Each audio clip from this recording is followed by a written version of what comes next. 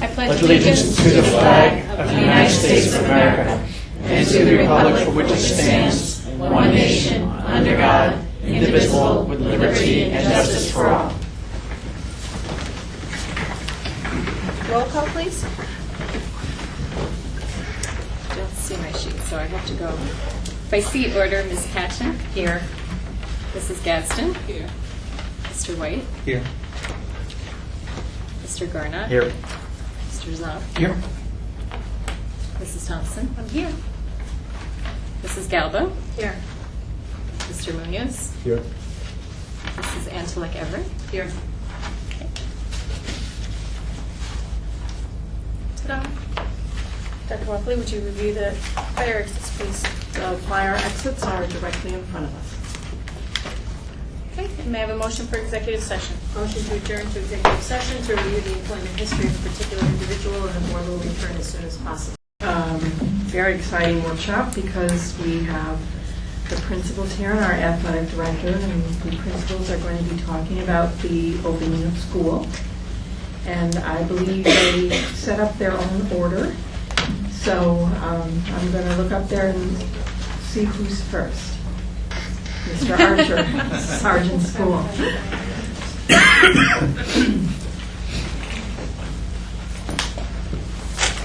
Good evening.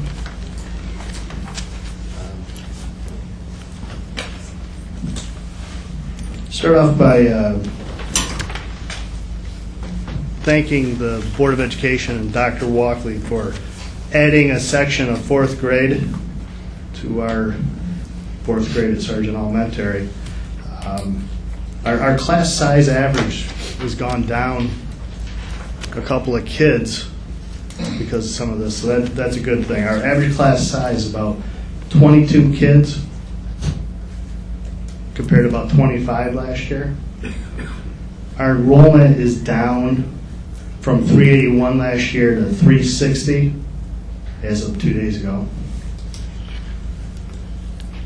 Some of the things we're real proud of that we've worked on in the past year and over the summer is our garden. Looks great. If you get a chance, stop by and check out the garden. We had a few teachers work on a book room on our first floor, and that's for K-5. We have a Common Core, ELA, materials level books by grade. We have math manipulatives in the room that are available for teachers to sign out. It's organized, it looks great. And I do have to thank Ms. Lazuski and Ms. King for working on that. They put a lot of hours in on their time. Very thankful for that. We changed our acronym, the STARS, from STAR, S-T-A-R-S, to S-T-A-R-R-S. And what that stands for, and it's something we're working real hard on this year, it stands for students that act responsibly, respectfully, and safely. And we're tying in our PBIS year 2 and the bullying, the Alveus curriculum in with that as well. Our goal is to eliminate bullying at Sargent Elementary. Those are real good goals to work towards. And we did establish a mission statement for the building. That was done by our PBIS committee. And we've got a couple of real nice banners that are hanging in the building.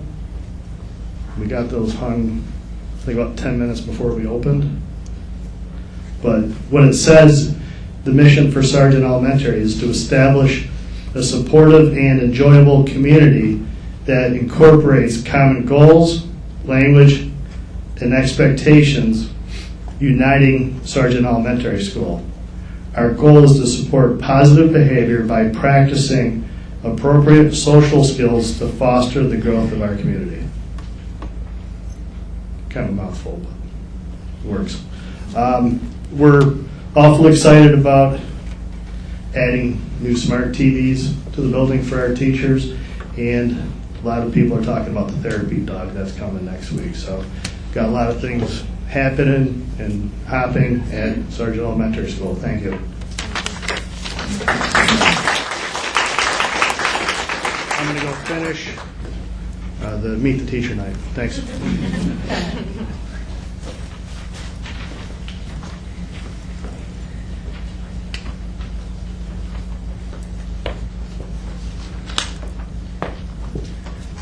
Good evening, Dr. Walkley and the Board of Education. Thank you for giving me the opportunity to present this evening. At JVF, we also have great things happening. This year, our total enrollment so far is 285. We've been getting kids every day, so I expect it to be high by the end of the week and as we continue throughout the year. People want to come back to JV Forrester, so. We have 2 teachers on a grade. This year, last year we had 1 special needs class. This year we have 2 special needs classes. The title was changed. It was a spectrum class. It's now known as the MAPS class. That means students based off their IEP who have difficulties with management, academic, physical, and social needs. So they can have struggles in one of the categories or all of the categories.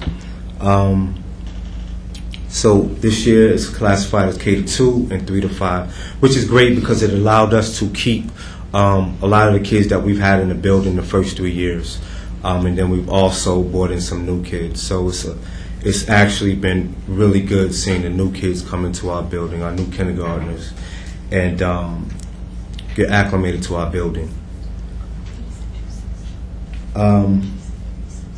We have 4 new teachers this year at JV Forrester.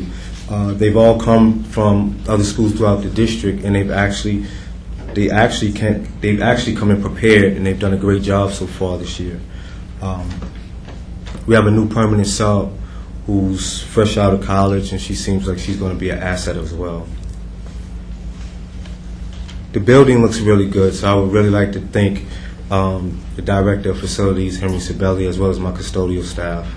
The main office was painted over the summer, as well as my office. I was pretty tough on the guys this summer. The first coat of paint, since the walls were so dry, didn't really take. So after a couple of weeks, after a couple of weeks of looking at the paint, I just broke down and asked them, could they just repaint? And they actually did it without a problem. So it was really hot this summer, so I really thank them for their work. They also moved a lot of furniture to relocate a couple of the classrooms this summer. One of the last classes that we relocated was our pre-K class. We actually put them closer to a door for arrival and dismissal, so that they would have their own door. And that was done maybe about a week and a half before school started, after they had finished all of the floors and things of that nature. And they did it without a problem as well. And then something that I'm proud about as a basketball player is that we have new rims, new basketball rims. We have 6 new rims in the building, and it really helped to make the gym look that much more respectable. And that's, I like to thank Anne Marie. I like to thank the Director of Facilities. I'd like to thank Marty Nemchek for purchasing the rims. And my custodial staff for actually putting the rims up to date that they came in. Don't think that this means that the custodial staff wasn't working hard, because they were really working hard over the summer. They just were. They just tried to make sure they could do whatever they could to actually please me.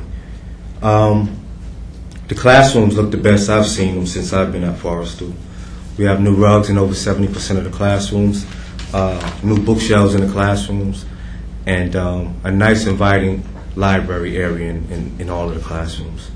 Our PBIS program, last spring, with Steve Rapplier's help, we started our PBIS program at the school, and the teachers really took to it over the summer. They came up with the acronym.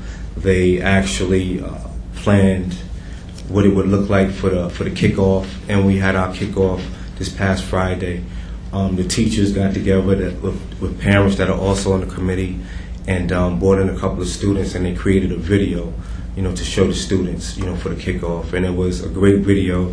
Teachers are ready to take the show on the road. We had teachers acting, showing behavior that's unbecoming, and we had students showing proper behavior.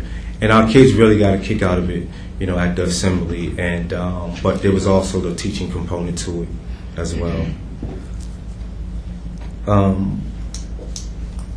I like to say we look forward to our annual Meet the Teacher Night, which takes place tomorrow night. All are welcome, so if you're free, please come out. We'd love to introduce you, to the community. And then lastly, our PTSO is preparing for the Spirit of Beacon Day, as I say each year, and our goal is to take first place. Thank you.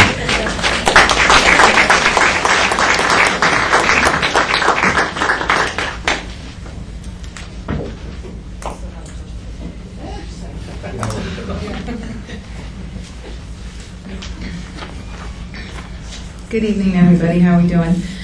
I'm Kara Conrad, the principal over at South Avenue. We had a lot of summer changes in our building as well, and some of you were able to walk through the building. We had new windows in our gym, and if you've ever been in the South Avenue gym, it's the oldest gym in the district. It actually looks brand new because it's so bright. We have a new freezer in the kitchen. Miss Carla is very happy with the freezer. We had 16 rooms painted this summer. We asked for 4 and we got 16. Our custodial staff this summer worked really hard together, and I came back from vacation pleasantly surprised, including my office was painted as well. And we're looking forward to some more improvements through the year, and I'm echoing some of the sentiments of Mr. Wright. It was probably the cleanest I've ever seen South Avenue. Our floor looked like glass on opening day. So we definitely appreciate all their hard work, and especially because it was especially hot summer and first week of school. Our garden out front and all the flower boxes, the big flower boxes that we have at South Avenue, I want to thank our South Avenue families and our PTA maintain that through the summer. So with help with the Hudson Valley Seed, so we really appreciate that. We started off beautifying the playground, which is our grounds, which is something that one of our goals of our PTA. That we're looking forward to work together on that. Our faculty at the end of last year into this year worked with some of our families on updating their faculty room, their space that they get to debrief in and decompress. So that was something that some of our community members helped us with as well. We have some new classrooms at South Avenue. We have another K inclusion this year with a new K inclusion team. We have a first grade inclusion. We also have a self-contained K and 1 classroom. I'm really proud of how all these teachers came together in the summer often, and even now, the first week of school, working together for the students, and the students transitioned very smoothly into school. Our enrollment this year, we started approximately 357 students. As everyone is saying, it is changing daily in the beginning. This puts our average about 22 to 24 students. Kindergarten through 2nd grade, we have 3 teachers per grade, and we have 2 in grades 3, 4, 5. Our pre-K morning and afternoon program is now underway. They are there full day. They have their meetings the first week of school with the families. Today, many of our families got to meet our new security guard, Mr. Martin McQuaid, and he was welcomed with open arms. We were very glad to have him there. He jumped right in. We continue to looking forward to working with him at South Avenue. We also continue, like the rest of the district, we're very strict on checking IDs, and at our dismissal at the beginning of the year, it does take a little longer when we're meeting the new families. So I want to thank all the families for being extremely patient the first week of school. They were fantastic as always, which allowed for a smooth transition for our students going home that first week. We want to thank Mr. Mackey and his staff in transportation for all their help with busing at the beginning of the year. Right now we're currently focusing on safe and appropriate behaviors in the building. We too are revamping our PBIS. It's been active in our building for 4 or 5 years. We're revamping it, and we have a few more things we want to share amongst our staff, so we are going to kick that off in October. So that's coming up. We're also working on the bullying as well with our team, and we're going to kick that off later in the year. And I want to thank the PTA. Your role is truly thankless, And from a group of parents who have young kids, mostly that are in elementary right now, they're constantly thinking about what we can do for our students and our staff at South Avenue. The first day of school, they provided breakfast for all of us. They were in our building at 7:45 in the morning. We are truly lucky to work with all of you. And the two women who truly run South Avenue, my secretaries, Carol Curtis and Deirdre Bonato, they definitely are my lifeline, my support, and my comic relief. So I truly thank them for all their help, because without them we wouldn't be able to open. And the faculty and staff. It does take a village. We connect and we work really well together. And our common goal has always been to grow students. So I appreciate them, and we have a lot of fun. I want to tell you one little anecdote. So you ever heard the expression herding cats? So our kindergarten this year was very excited about going on the bus. So like any elementary school, if you walk in the beginning, we are training them all how to walk down the hallway safely at dismissal. Well, 2 buses in particular were lined up with 5 adults, and literally when they heard the bus, they all ran out the front door. So the first week of school, we were herding a lot of cats. We didn't lose anybody. We did not lose anybody. But we had a great opening, and I appreciate the time, so I was able to share it with you. Thank you.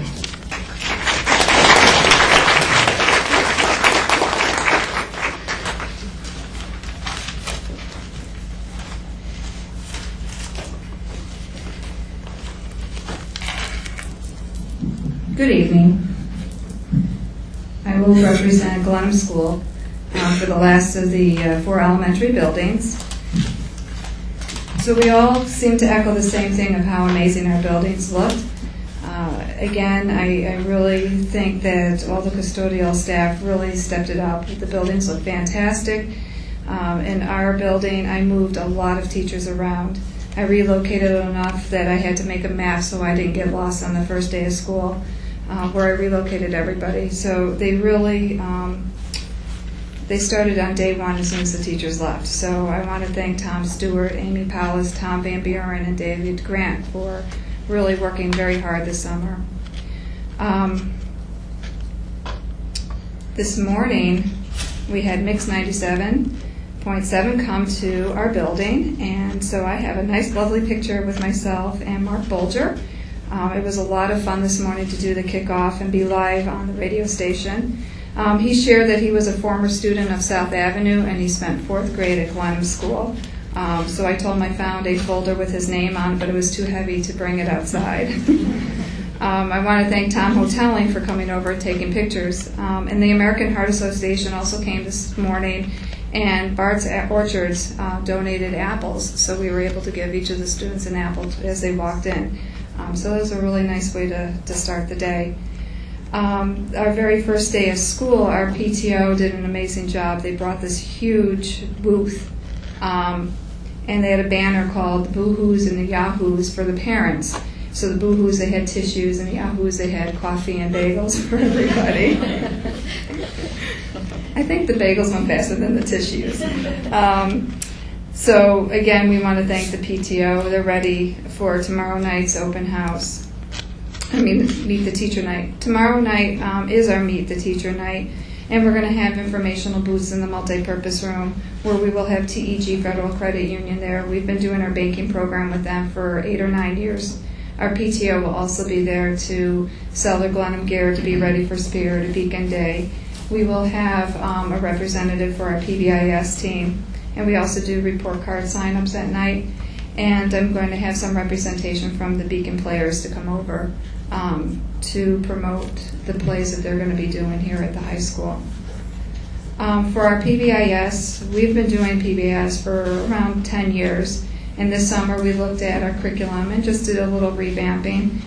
We did a kickoff for the first 2 days, and I want to thank Ron Mackey and the bus drivers, because I have the buses here and we talk about appropriate bus behavior, and we have the bus drivers be part of that, and we also go through the bus drills. So that was a nice kickoff. Hudson Valley Seed, we're very excited about having them come in and now work with every grade level.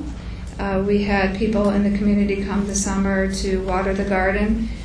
We got to actually, it was exciting to find out that a lot of our vegetables around the elementary buildings were going to help with the lunch program in the summer, and the remaining of the produce went into a local organization here in Beacon, and some of it went home. So we were really excited with the organization and being able to bring the outdoor garden into the classrooms.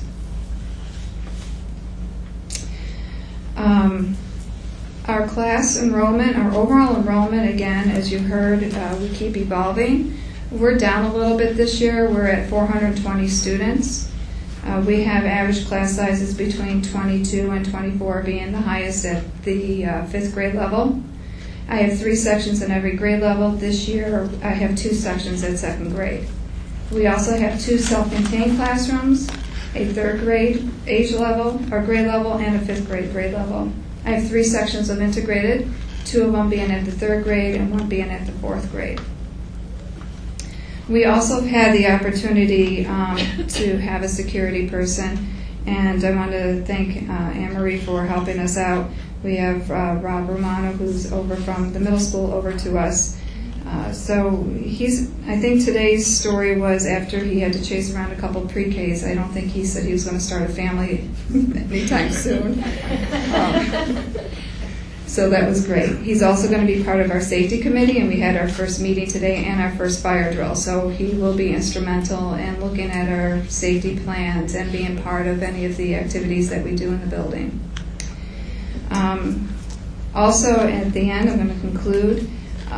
Our secretaries in our buildings are pretty much our backbones. They really work hard all summer long. They work hard all year long. They have to field a lot of the phone calls, answer a lot of questions, get a lot of the paperwork. We have a lot of students transitioning in and out. So, again, I'm very appreciative of the 2 secretaries, Maribel Virtuoso and Pat Asapis. So, again, I thank you for letting us have 2 full-time secretaries in the building, which is really detrimental for us to be able to execute and get the year going. I will now talk to you as the pre-K director. Our pre-K is in full swing. We had 2 days of the meet and greet, and they were in the starting full enrollment on Thursday and Friday. Right now, and the numbers could have changed since the last time I wrote this down, we have an AM and PM section in each of the buildings. You can have a maximum of 18 students in each section. Forrestal right now, and again, these numbers may have changed, it has 30 students. Sargent has 30. South Avenue has 25. Glenham has 36. We also have 2 outside organizations that have become our CBOs. We continued our relationship with Rose Hill Manor, which we have 11 students, and we're very excited to bring on Cedar Street Daycare. And we have Nikki here. She's going to probably be talking to you guys later. So we're starting our collaboration with them, and right now we have 3 students there. Thank you.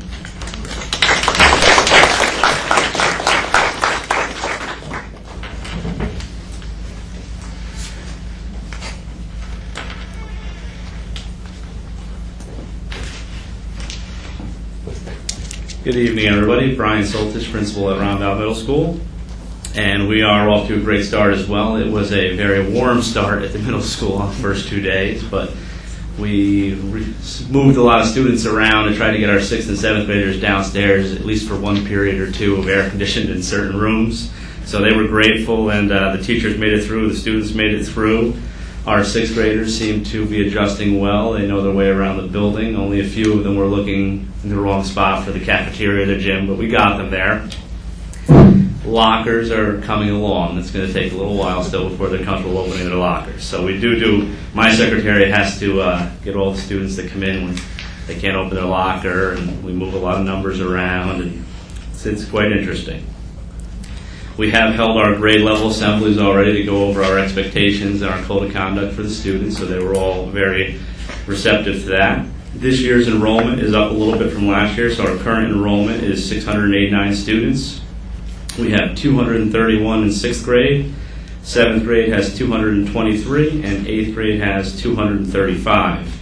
To give you an idea of our core subject areas, our class average for the core subjects, which are ELA, Math, Science, and Social Studies in 6th grade is approximately 23.275 students in 6th grade. In 7th grade, We have an average of 19.5, and in 8th grade, 20.675 students. We don't know what a .675 student looks like, but we have that. We do have very few classes at 30. Usually those are our advanced placement classes, so most of our other classes you're looking at enrollment sizes somewhere between 15 and 24, so we do have very nice class sizes in that respect. Buildings and grounds, like everyone said, Mr. Sabelli, they did an outstanding job this year. Very pleased with the work they did. They painted 5 classrooms for us. We've been doing 5 classrooms every year, and it's really helped to turn the building around year by year. Thank you to district office. They had our cafeteria painted this summer, which desperately needed it. So now you go in the cafeteria, you think like you need sunglasses in there, but it's actually beautiful. It made a huge difference in our cafeteria. We had the Everrace company come in and put approximately between 250 and 275 linear feet of whiteboard up. So in Rombout, it's a lot of chalkboards. So we're trying to phase out the chalkboards and put all whiteboards up. The Everrace company actually gives us a 10-year warranty. So it's a really nice, it goes right over top of the chalkboards, and they actually hold their magnetic ability, so the teachers are very pleased with that. Home and careers. The district has also ordered us new appliances, so we will have new stoves coming in from Lowe's, and we're very excited about that because our home and careers teacher does cook now, so students, as they're going through the hallway, will smell some chocolate chip cookies from time to time. Mr. Giametto, one of my assistant principals, is leading our anti-bullying initiative, which is the Alveus program, so I thank him for all his efforts. Mrs. Orser is leading our rebranding of our PBIS. This is some of her work. We changed from Rombout rules. She didn't like rules. She felt that was negative. I agree with her. So we are now Beacon Bulldog Pride. So it stands for polite, respectful individuals determined to excel. So that's our new slogan. We thank the elementary schools because we've been using their laminator to laminate how many of these? We've been doing a lot of laminating, so I might get a bill from somebody. In our classrooms, we did this year open 2 new sections of advanced math, one at the 7th grade level and one at the 8th grade level. So we reorganized some of our teachers to allow for more students into our advanced math sections, which lowered our class sizes and also allowed us to expand the offering. Again, that's only at 7th and 8th grade level. And last, our open house will be this Thursday from 6:30 to 8:30. So again, that's this Thursday from 6:30 to 8:30. Hope to see everybody there. Thank you.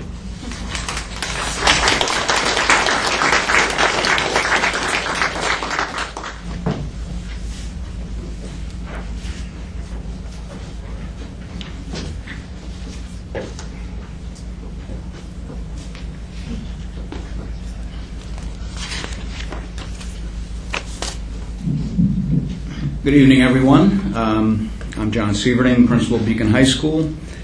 I will be reiterating some of the things that have been said earlier, but it needs to be said. First, I want to thank my administrative team, Mr. O'Neill, Miss Ashley Jackson, and certainly our faculty and support staff and our clerical staff working all summer long to ensure that we had a smooth opening. Our PTSO has been instrumental in adding that extra touch to the high school.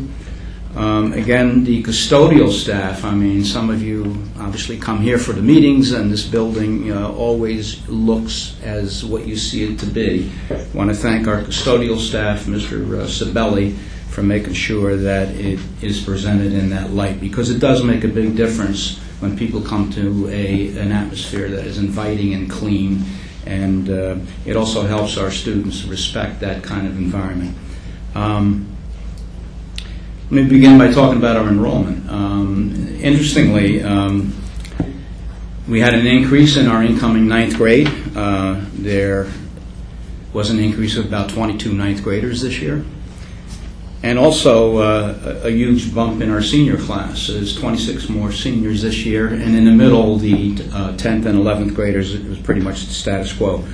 But we ended last year with 879 students in this building, and now we currently are at 910, and that number will be going up because I'm seeing new registrants still every day that have to be scheduled. So we've completed the orientation by each grade level to go over the code of conduct, what our expectations are. And I must say I was very much impressed by the decorum of our students, how they entered the auditorium, and receiving a message of what we want to strive for this year. And I'll talk about the specifics in just a moment. The summer was especially challenging, especially toward the end with recruiting. Unfortunately, we had a number of teachers who resigned with about a week and a half to go, and I understand that because they were leave replacement teachers, and when the opportunity comes up to become a probationary teacher someplace else, that's understandable. It just could have come at a better time, not the last week or week and a half before we were ready to open. And also the certification areas that they held, special ed and science together, the pool in that area is very limited. But we were able to, I always say, you kind of persevere and you endure and you keep looking, you don't settle. And we were able to find some fine people, even though it took us right to almost the beginning of the school year.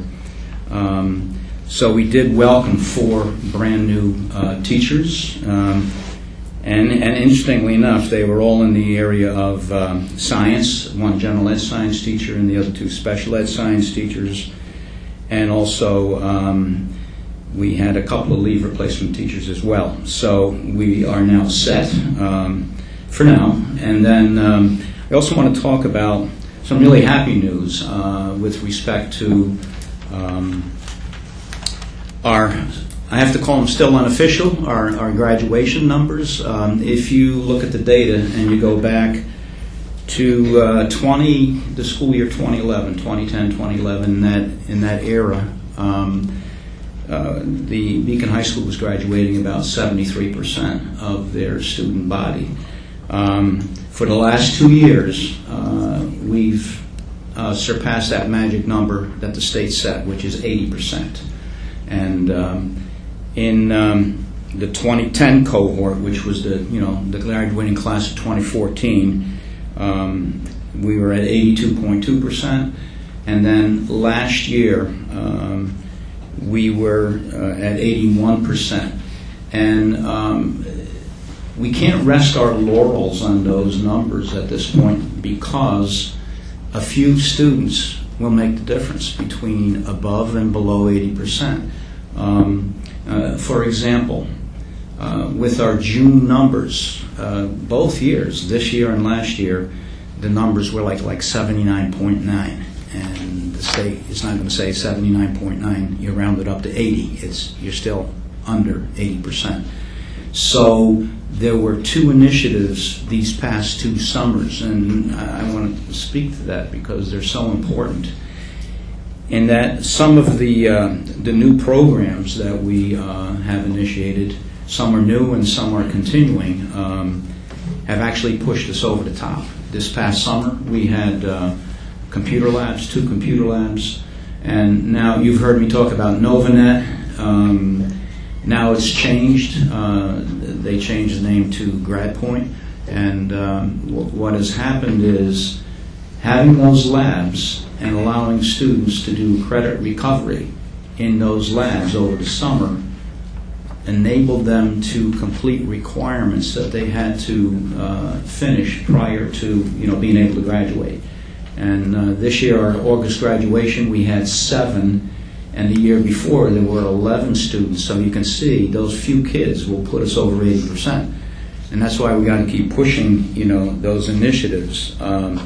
So scheduling students in the computer labs for Novanet or GradPoint. I have to start learning to say GradPoint because I'm so accustomed to saying Novanet.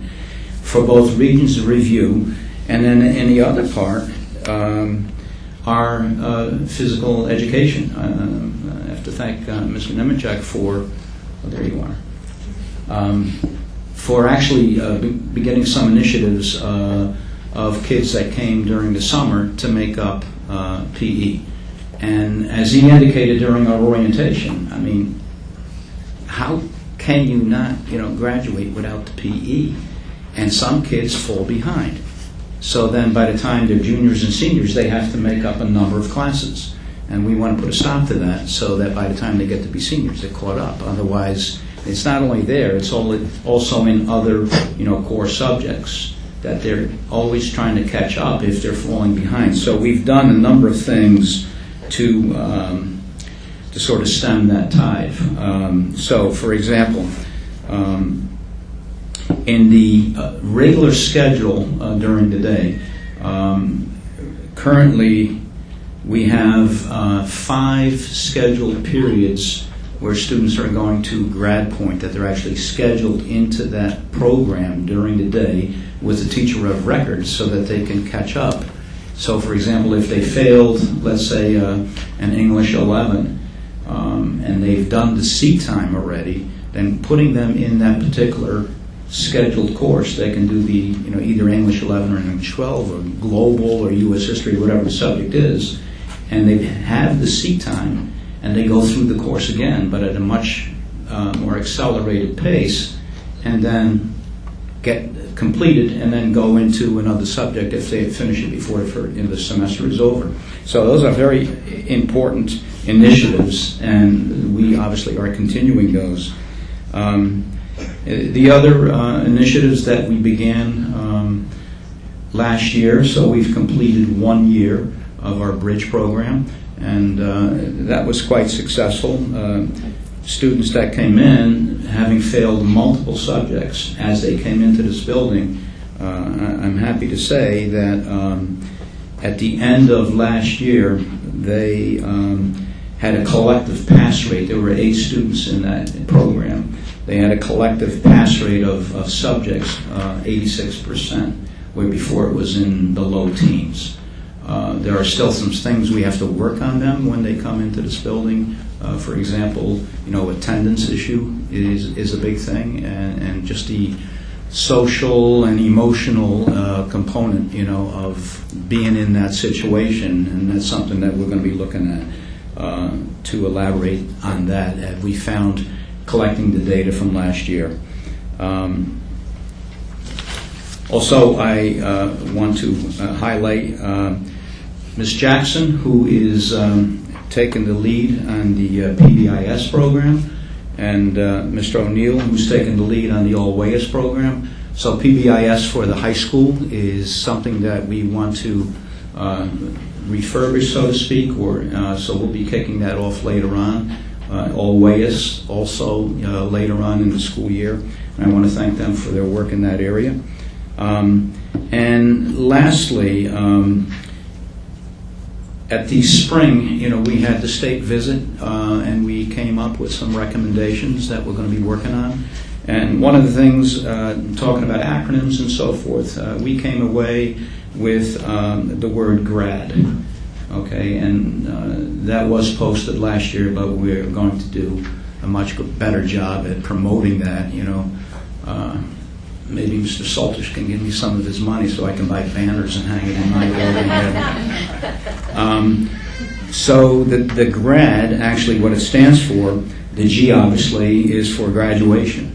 And our goal is that within 5 years we want the graduation rate to be up to 85%. So we're moving toward that particular number.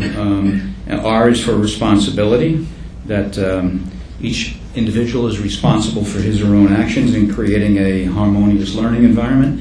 And A, all students have the ability to be successful. And lastly, the D, that we want to celebrate diversity because it only enriches all of us. I thank you for listening.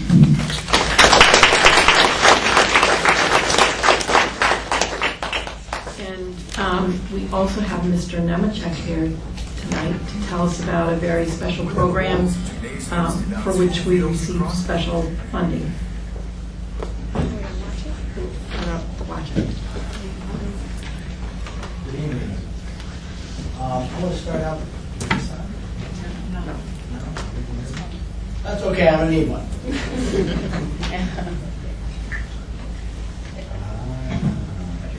Thank you. I'll start out this evening with this presentation of the First Tee program. There's a video that I'd like to show, start out with, and then I'll just give you some more pointers on if there's any questions.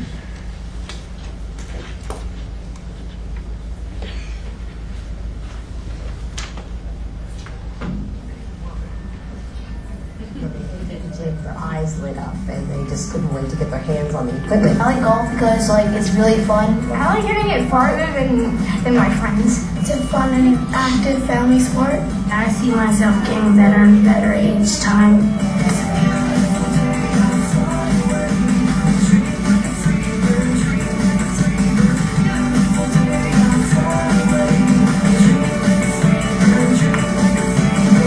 The kids are enjoying it because we've never done anything like this. So for most of them, it's their first exposure to the game of golf. Before I knew that you would be the one that always makes me smile, like a happy child. The First Tee National School Program provides everything schools need, including curriculum, training for elementary school physical educators, and equipment to easily deliver the program in a variety of school settings. Having the ability to practice golf indoors is terrific. We're able to do it year-round, no matter what the weather conditions are.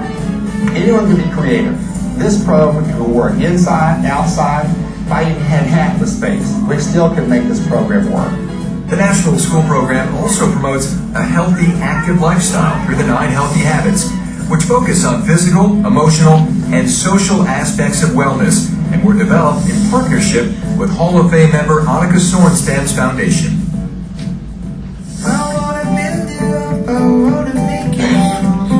Those of us who play the game know that there is this intrinsic relationship between the challenges of the game and life itself. In the process of teaching young people about a fun activity that requires hard work, dedication, some skill, you are teaching them that the attributes that make them a better golfer are the same attributes that are used to make a good soldier, a good doctor, a good teacher, a good parent, a good citizen, a good person. The National School Program has really allowed the First Team to have a broader and deeper impact in our society. We're having an influence throughout the entire elementary school because they're moving our character education platform beyond PE into the entire school. The First Tee introduces children to really what can be a lifelong, really fun, exciting game, and it does it in a very motivating way. But the real benefit, the real payoff, is the way in which the program delivers and teaches a series of core values. Over time, we've seen that have an impact on our campuses literally by reducing disciplinary incidents, because those learned core values transferred from the PE class to all of the other classes in the campus. It transferred to the cafeteria. It transferred campus-wide, and it very literally, for many children, transformed lives. It's about discipline, it's about leadership, it's about courage, it's about strength. And along with this program, all of that comes into play. The teachers said, "What are you doing down here in the gym?" Because I'm noticing a difference. I'm not having to stay on them about their behavior. They're more on task. They want to get their work done. And I want to know what it is you're doing and what you're teaching that's making a change in their behavior. There are long-lasting effects. It's not just for the 30 minutes that they're in the class, nor for that one day or for 1 week. It's a lifelong experience that they have. An independent third-party case study reported positive experiences and improved socializational skills for students, and that teachers use the core values in lessons beyond golf and find great value in the program. Once the students' interest is piqued, the golf community connects with schools in their area to encourage students to pursue the game at golf activities supported by the PGA Tour and its tournaments, local junior golf programs, or chapters of the First Tee. The key is to get them excited about the sport and then try and develop transitions so they can come back to our chapters, green grass locations, and or their junior golf programs within their communities. It's all about that positive engagement. And when you think about it, that's what life is all about. We have 26 elementary campuses, and they serve 13,000 children. Every one of those 13,000 children now are being exposed to and are receiving the First Tee program. And I tell you really unequivocally, it has made a significant difference in the climate of our elementary campuses because children's behaviors have changed. And teachers' confidence in delivering the program and their motivation because of the differences they see in what it has done for children really allows me to believe strongly that every single one of our 13,000 elementary children are being touched in a very positive way, and their schooling is being changed for the better.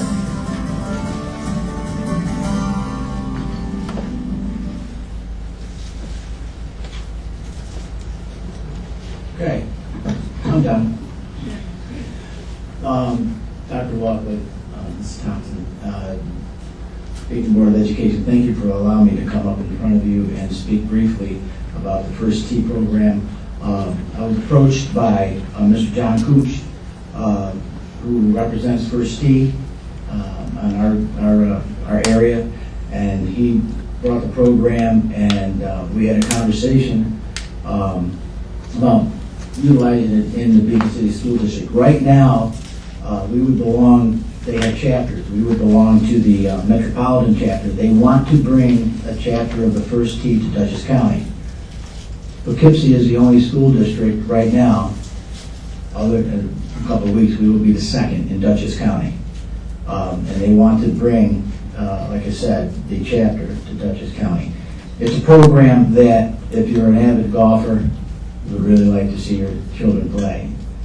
If you're not an avid golfer, it's something that you want your children to partake in because it teaches 9 core values, and that's what we're trying to teach our students. It's a program that doesn't just teach the game of golf, but it teaches children how to learn, have healthy habits. The best part about it is that, before I get to the money part, right, Anne-Marie? There's over 7,000 school districts in the nation that participate in it. 2.5 million children are served. The program, which is nice, that with our phys ed staff, they will do some training. Our elementary teachers have to do some training prior to them delivering the goods. They do an online training, and then each elementary school will receive a packet of all the equipment that they need, and it's all free of charge. And the reason, I'll tell you how that's going to be free of charge in a second. But 80% of the studies show that the students increase their social confidence, 52% of the students show an increase in academic performance and focus.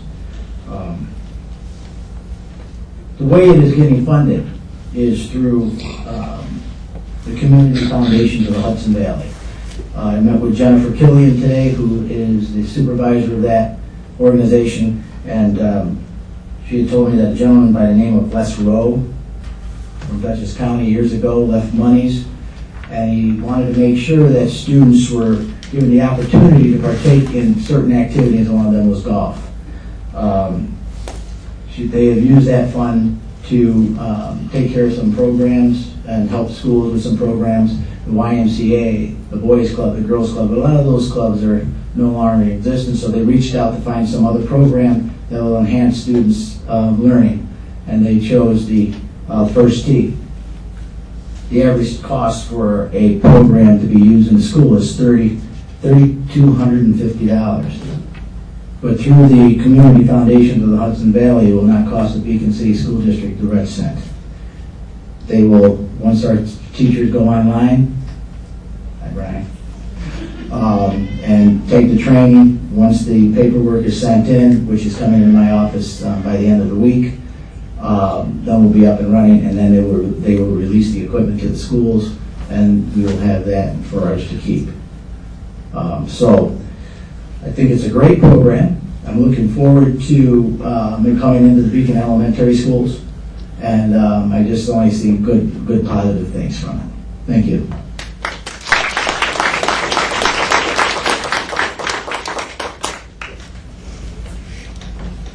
Thank you, and thank you to the principals. And what you're hearing tonight sounds like a lot of programs, but you can begin to see how these programs intertwine with each other.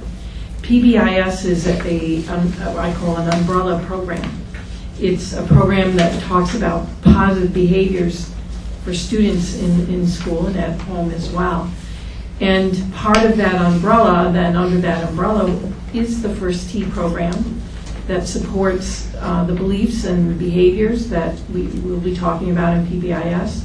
And the OVAS program also fits under that umbrella as being one piece of PBIS, and that's bully prevention. So all of these programs come together, and our students will be talking a lot this year and into the future about how to be good citizens. And we think that that's a home run for all of us. So we thank the foundation for their support in our school district, and we're looking forward to the First Tee. And thank you, principals, for your great presentations. To finish the workshop, I just wanted to share some information from last time that we were together and talked. And just to move us along, I'll just very quickly go through this. I received a note from Travis Fisher, who went online and spent quite a bit of time looking at our data, some data that's posted there. I'll put the links on the web. There's a lot of data there, and he took a look at.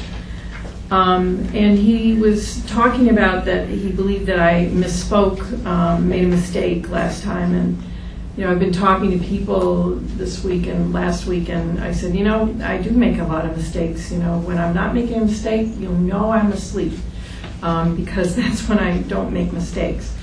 But I did make a mistake, and he was looking at the data here and talking about the year 13-14, the school year 13-14. And in the school year 13-14, we did make our participation 95%, tested 95% of our students. Certainly it is in the 14-15 school year that we have the issue, and so I believe I may have misspoke last time. So thank you for looking at the data, and his data is correct.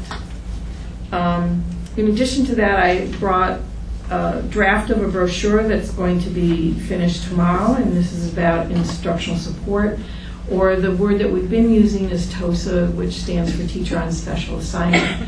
I'd like to share some of the information from the folder with you tonight, and then next time you come, you can certainly have one. I want to talk a little bit about the teacher on special assignment and who can be a teacher on special assignment. According to the law, you have to be a teacher who has at least 3 years of successful experience in a school district. And as I keep talking about the law and what it allows, there's many different models in different districts, because the state gives us a wide latitude to take a look at, how can we bring more support in the school, and what does that look like? What model would we like to use? Our model here is around instructional support. Instructional support is designed to support teachers as well as students in the classroom. And there are a lot of new training and skills that our instructional support teachers have had to learn. And so last year that learning started and continued through the summer. And I want to talk a little bit about the curriculum of the instructional support person that they personally are learning, so that they can share information with others.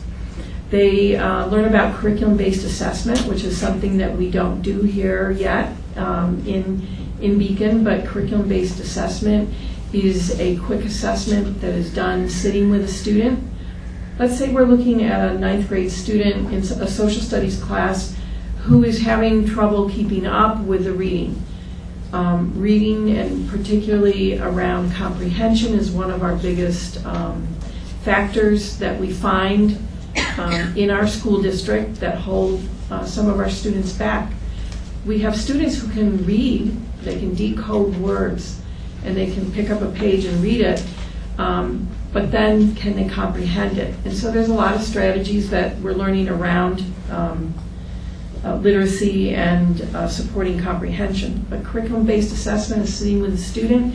If it's a 9th grade social studies class, it's taking their 9th grade textbook and sitting down and asking the student to read out loud. Read out loud, let's hear you read. And doing an immediate assessment. That assessment looks at what the student already knows and can already do. And then the instructional support teacher will be then looking at, by talking with teachers at the grade level, what are the expectations for this student? And what is the gap between what the student already knows and can do and where the student needs to be with the rest of the, to be on grade level?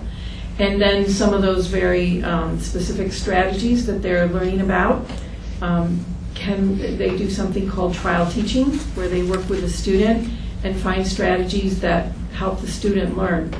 The next step is to bring those strategies back to the classroom teacher so that the teacher can use that, not only for that student, but these are strategies that are good for any student. Other students can use these strategies and learn from them because they are research-proven strategies.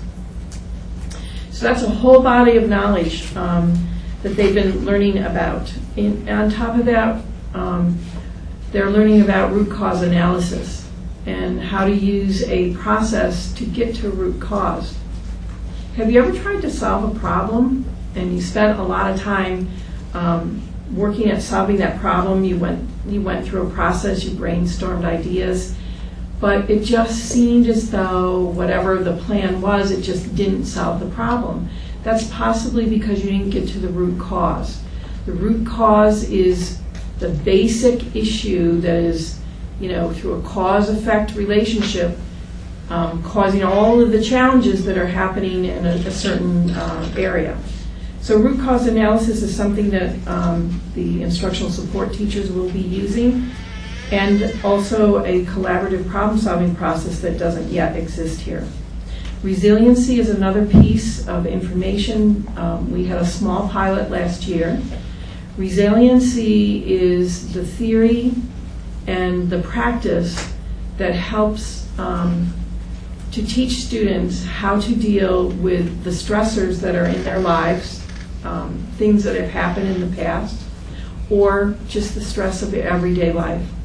And it builds their confidence and ability to deal with school, because there are things in their lives that are keeping them from being successful in the classroom. So sometimes success in the classroom is not always a literacy issue or learning issue. It might be social-emotional. It might be other things. And so this is a process that helps to connect students to other additional supports that are needed. Another piece of information that doesn't exist here yet in Beacon is research done by Eiseldike and Christensen, and they talk about 14 instructional environment components. And these are the components within a classroom that, when we are managing them well, that leads us to student success. And so by being able to share those 14 components and also use them as part of a diagnostic for teachers who can look at themselves and say, oh, here's an area where I can grow, will be very helpful. We are also learning about integrating Tier 2 and Tier 3 vocabulary. When I was in school, we just learned vocabulary, but now there's 3 tiers. Tier 1 is the basic words that students need to know. And Tier 2 words are those words that are common across other curriculums. And we see them, sometimes we see them a lot on testing.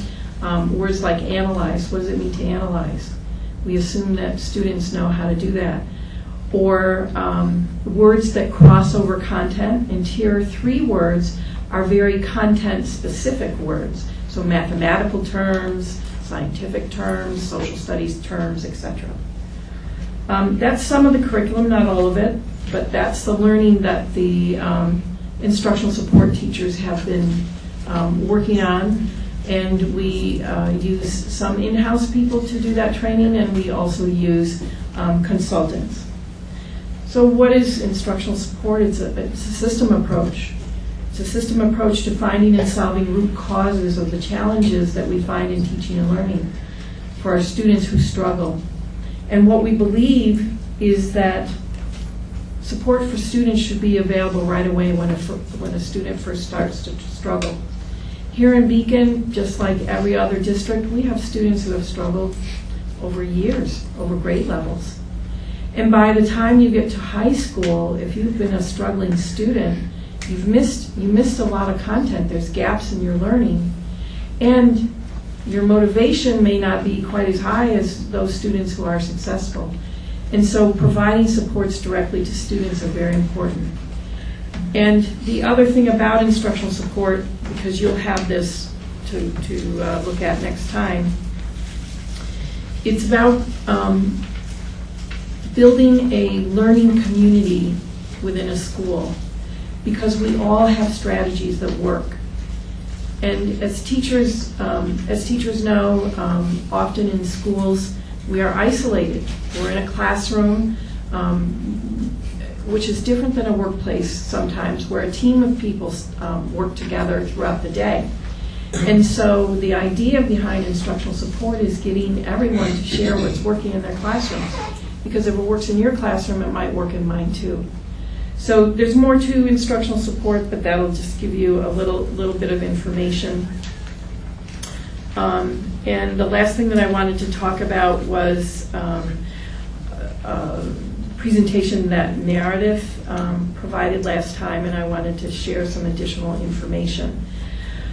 We do have a process for the Arts and Ed COSER, and Mrs. Kellogg and I met with Mrs. Hewer this past week, and she said, "Oh, it's that flow chart again." I said, "Yes, it's the flow chart again," where it talks about how the paperwork for the arts and education flows. And in addition to the Arts and Education COSER, one of the things that we haven't talked about is that there is another COSER that we use to receive state aid on particular programs. That COSER is called the Environmental Science COSER. Many of our field trips that we do on a yearly basis receive state aid through that COSER. So all of the things that we do that are field trips, going places, etc., don't always need to receive state aid through the Arts and Education COSER because they're already receiving aid. You can't double dip through the COSER. So we have this process in place. We are going to be using it. Mrs. Kellogg is going to be working with the principals. Mrs. Hewer is going to join a principal meeting. She's also going to be reaching out to the PTOs as well. And we're going to go forward, and our goal is certainly to aid more programs. But I just wanted you to know that there are programs that are aidable, that we are doing. It's just coming through a different COSER. And that will end the workshop at last. Fine. Thank you. Okay, I'll quickly review the agenda. We'll have any student or school presentations, parent groups, open to the public. We'll have our superintendent's report. I do. Okay. We'll have board comments, including committee reports. The consent agenda, we will not be using a second executive session. We will then adjourn the meeting. There are a couple corrections to the original agenda.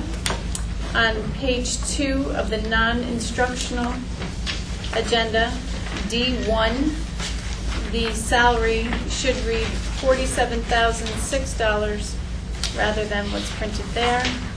And on the instructional agenda, page 6, item I2,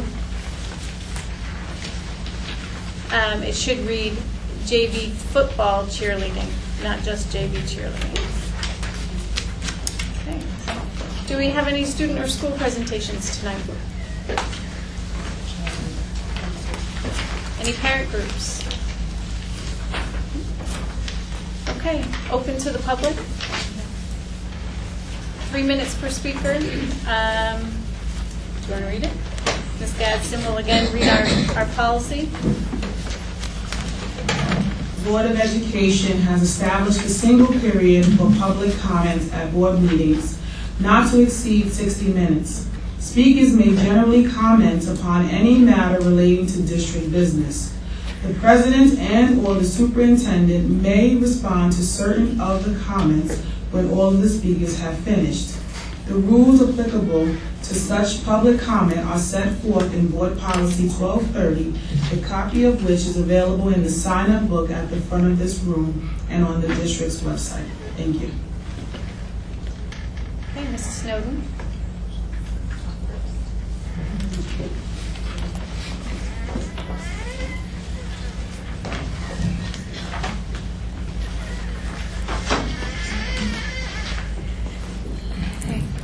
Donna Snowden, taxpayer. I just actually wanted to recognize and congratulate Christy Geslin. She was a Beacon High School drama member, and she was a 1998 graduate of Beacon High School. She just won an Emmy for her production of Sweeney Todd at Lincoln Center Live, so I think that's wonderful news for all of us.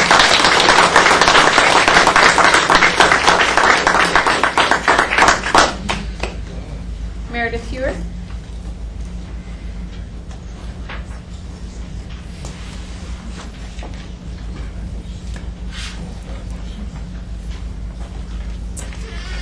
My name is Meredith Hewer. I'm a parent, and I want to make it clear I'm speaking as a parent tonight, not from the Arts and Ed Foundation.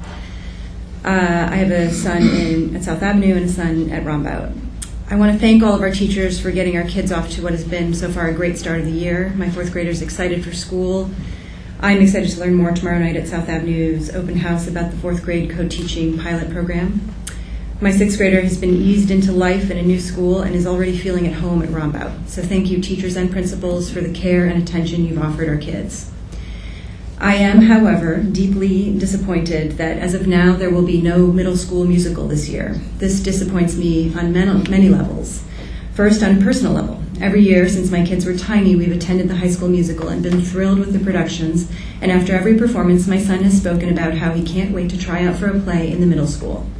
I've been told since my kids were young how quickly they grow up, and I am acutely aware of this now as my older son enters middle school. He only goes through sixth grade once, and I'm really sad to think that it will be without an experience that he has looked forward to for years. I'm also disappointed on a broader scale. There's been quite a lot of talk about how to reduce Beacon's dropout rate, and obviously some of the programs that have been implemented have been successful, as we learned from Dr. Sieverding today.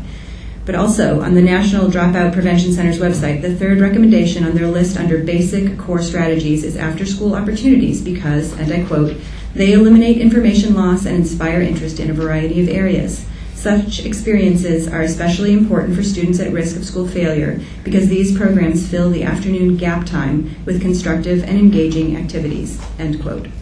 I believe that programs like plays and musicals bridge a wide gap and help students at all levels of achievement. For underachieving students, this sort of programming can be the net that catches them and keeps them interested in school. It can be the carrot that motivates them to do better in their classes so that they can participate in these extra programs. And it can give them confidence that they're not getting in the regular classes where they might not be excelling. For both underachieving and successful students, who, by the way, do not teach themselves, the list of the benefits students get from this sort of engagement is long. It sharpens student attentiveness, strengthens perseverance, equips students to be creative, supports better study habits and self-esteem, improves recall and retention of verbal information, advances math achievement, boosts reading and English language arts skills, and improves SAT scores. Plus, it's fun for them. So to be clear, here are my questions. Dr. Walkley, when you were making your choices for the involuntary teacher transfers, did you take into account the extracurricular activities that these teachers were covering and check to see whether their replacements would be able and willing to take on these responsibilities? If not, why? Because in the end, this adds up to a reduction in services to students. My second question is, What steps are you taking to right this wrong? Are you still seeking a teacher to take on this responsibility? Is it possible that the district can hire someone from outside the district to perform the service? Has this job been listed anywhere? Thank you.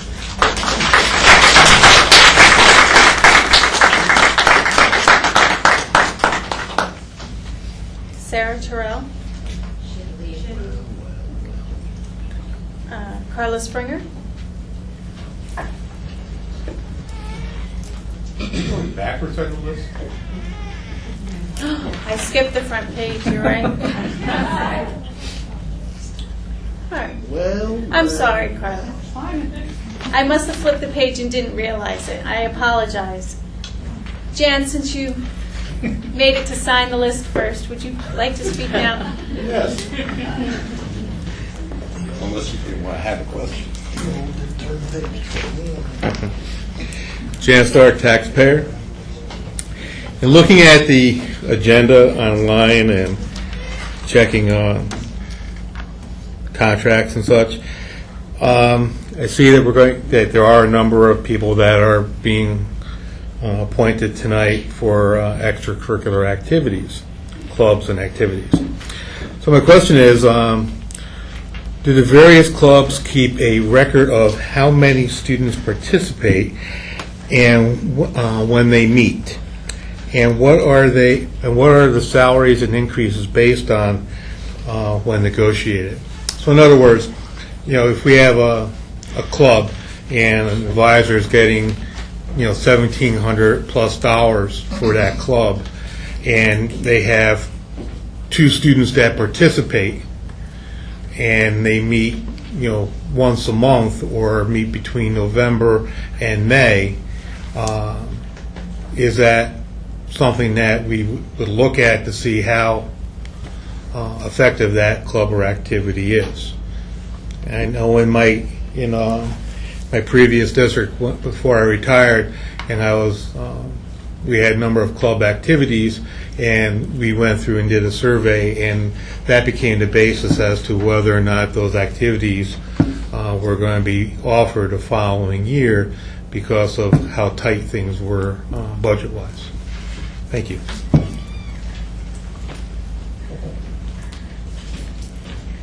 Dennis Pavlov.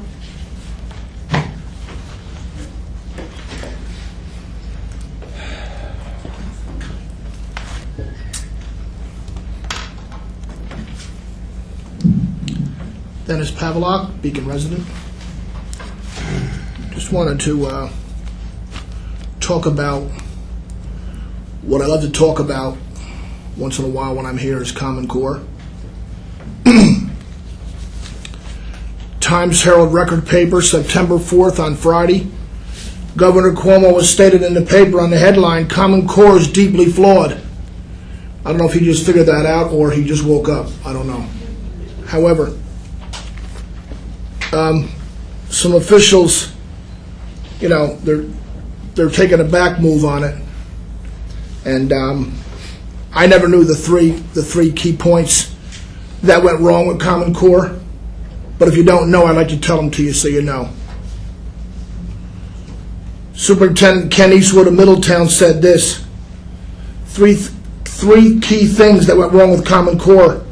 They were designed by academics, not by teachers in the trenches doing the job. Number 2, the state imposed new assessments without training anyone on how to teach the material.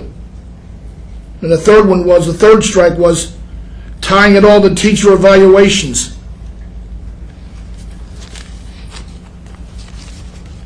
I also like to correct a misnomer. I guess you'd want to call it a misnomer, or an accident, in the Poughkeepsie Journal on September 1st. It's like an editorial, I guess. Bottom of that page, opt-out movement is indeed troubling. I happened to find it by accident. I read it by accident. I wanted to bring it to tell you what it said. 2 misnomers in this article.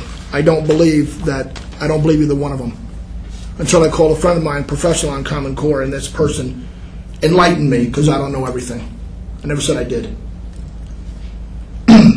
I don't believe that 95% of students have to take the Common Core curriculum.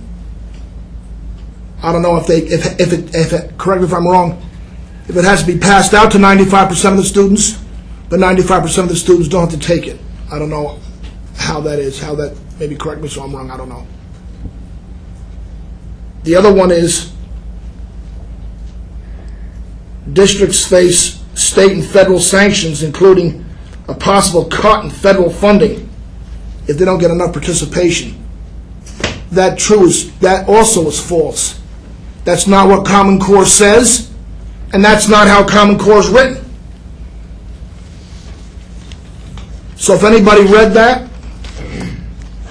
and has a problem with students not taking the Common Core testing in the springtime, you can still opt out and be okay with it, because you can't cut federal funding off. You can't cut our funding off from a district, from the state. Can't do that. Like I said, it's not how it's written, and it's not what Common Core says. So all you parents that might be concerned about that or worried about that, you can rest easy on that one. Thank you. Thank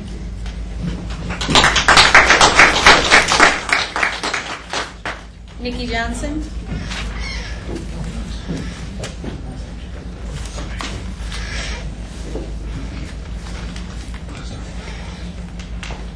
Good evening.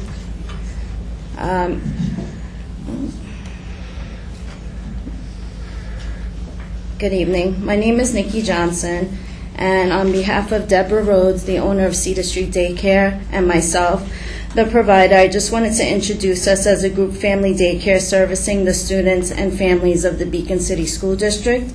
We, as a community-based organization that is partnered with Beacon City School District to provide universal pre-K services in the district, and also providing 24-hour daycare to the community as needed. We look forward to working with the students and families of the Beacon City School District. Thank you. Thank you.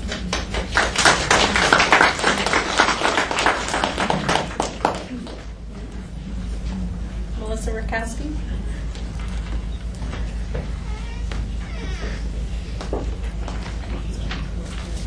Good evening. I am Melissa Rakowski and the mother of 4 children.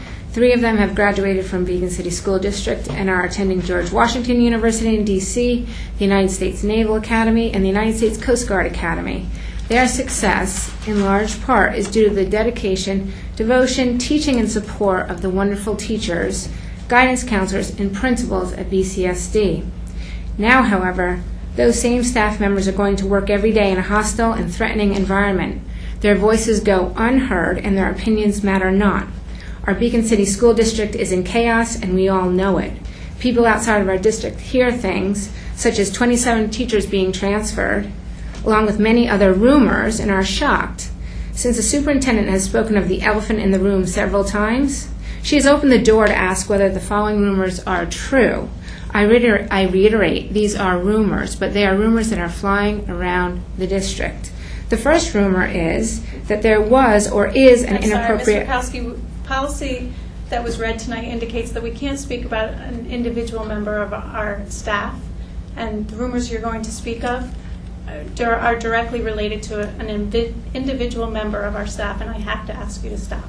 And so then the question would be, if the policy says that there's a procedure for talking about these personnel or individuals, how do I do that? How do I go about In that? writing to the Board of Education. And which I have done. And to date, I still have no response to a letter that we have, several letters that we have written to the district.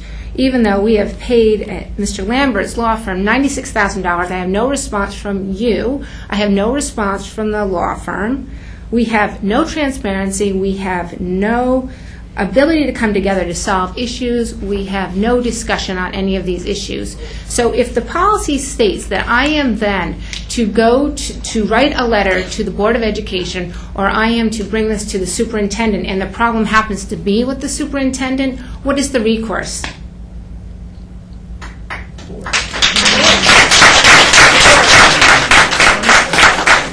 There is no recourse except to be here and to state this. State what these rumors are, put them on the table, and have them addressed so we can be done with this. Right, but our board policy states that we will not discuss an individual member of our staff, nor any individual student. And also It's your read at the start of our meeting each night for that reason.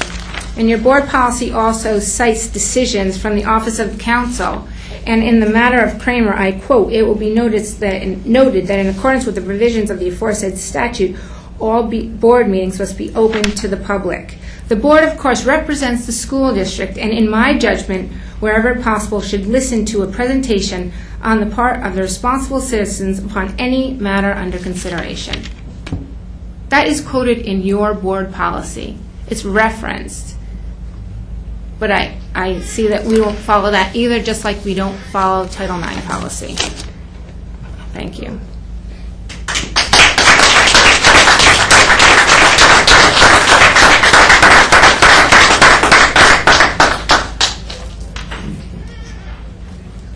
Richard Canarelli.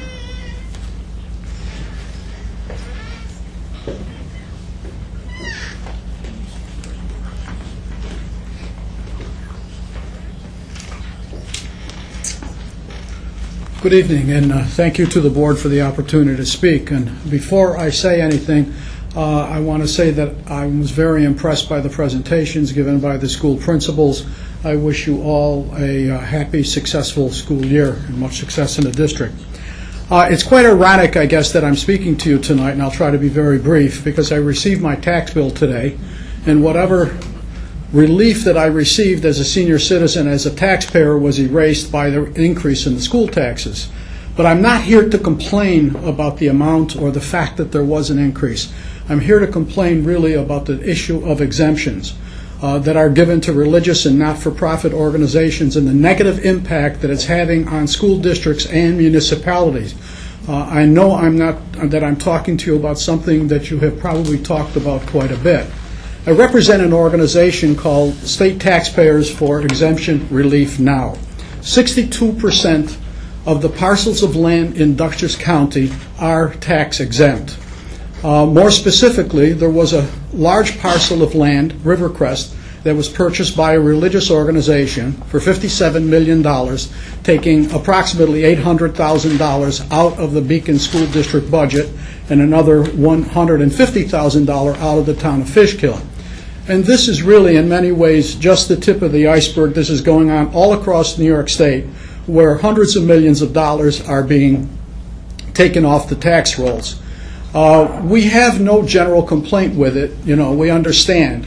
But we have contacted our legislatures on behalf of us and anybody else that's interested and asked them to do two things.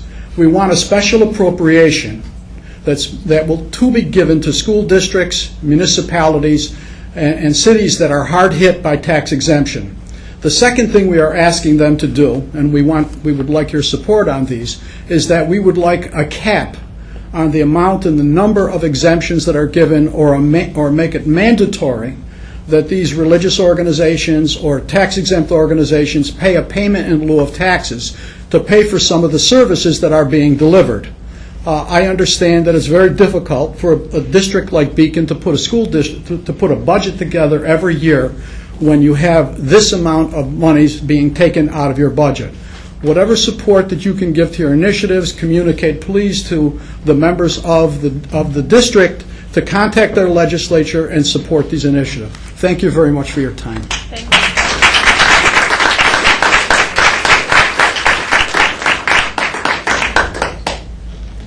Jillian?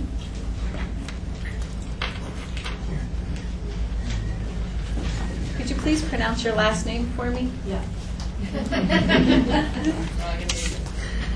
Jillian Ram-Kalawan, parent of 2 children in the district. I realize that the 27 teachers that were involuntarily transferred are not going to be moved back right now. My understanding is that they were moved because they had talents that were needed elsewhere. What I would like to know, my specific questions, is how are these teachers going to be supported in their new classrooms? And what is the district going to do to ensure that they are all successful in their new assignments? I'd also like to express my concern that district stakeholders, such as teachers, students, and parents, are not involved in helping to create the new mission statement for the district. Finally, one question. Is there a student assistance counselor in the high school? And if not, has the district considered this as part of their dropout prevention plan? Thank you.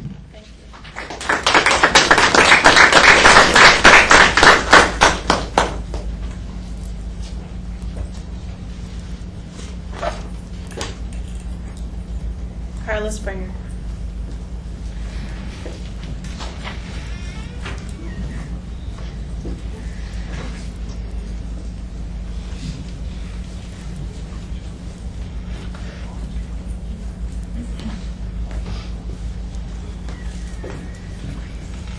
Hi, I'm Carla Springer, parent and Beacon taxpayer. My questions are from Melissa Thompson. You've been a member for the board for 9 years, and I would like to applaud the number of years you've been here and the work and effort that you've worked towards making Beacon a better district. The board is responsible for hiring these superintendents, and in the 9 years that you've been on the board, 8 switches have happened here at the school. 9 years you've been, 8 years have been a switch. What I'd like to know is, what is the process you use to hire superintendents?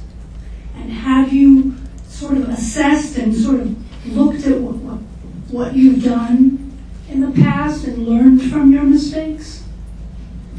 And what will it cost our school if you've made another mistake? There are hundreds and hundreds and hundreds of thousands of dollars being wasted right now. I've talked to everyone who really liked Dr. Dorward, and if you, without breaking confidentiality agreements, can you explain what happened with him? We liked him quite a bit. I've heard about the gaps in learning in our school right now. The gaps in learning. Imagine sitting in a hot classroom as a middle school or an elementary school student. Hot classroom. Imagine sitting in a hot office. How distracted do you get? How is it possible that in the years that my children have complained about this, for years, nothing has been done? You can't expect children to learn in hot rooms. You can't have teachers moving them from one floor to another. I would like to suggest you look to cut some of the costs that may be being wasted. Make the hires for the superintendent correctly so we don't have to spend hundreds of thousands of dollars in buyout costs and their health insurance and the difference between their salaries. I would suggest the TOSA program sounds very disorganized to me, and I don't know how much it costs, but put that towards air conditioners.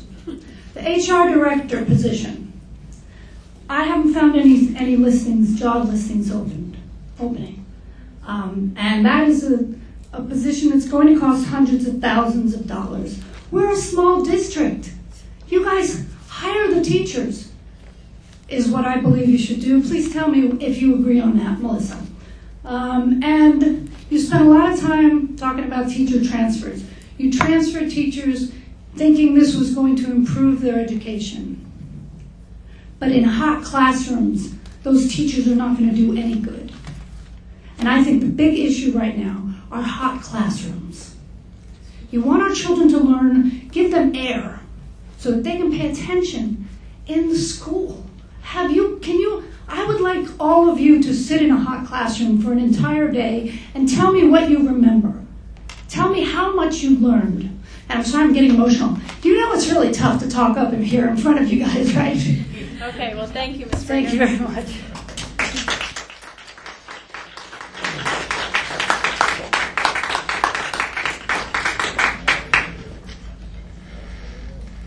Jody McCredo.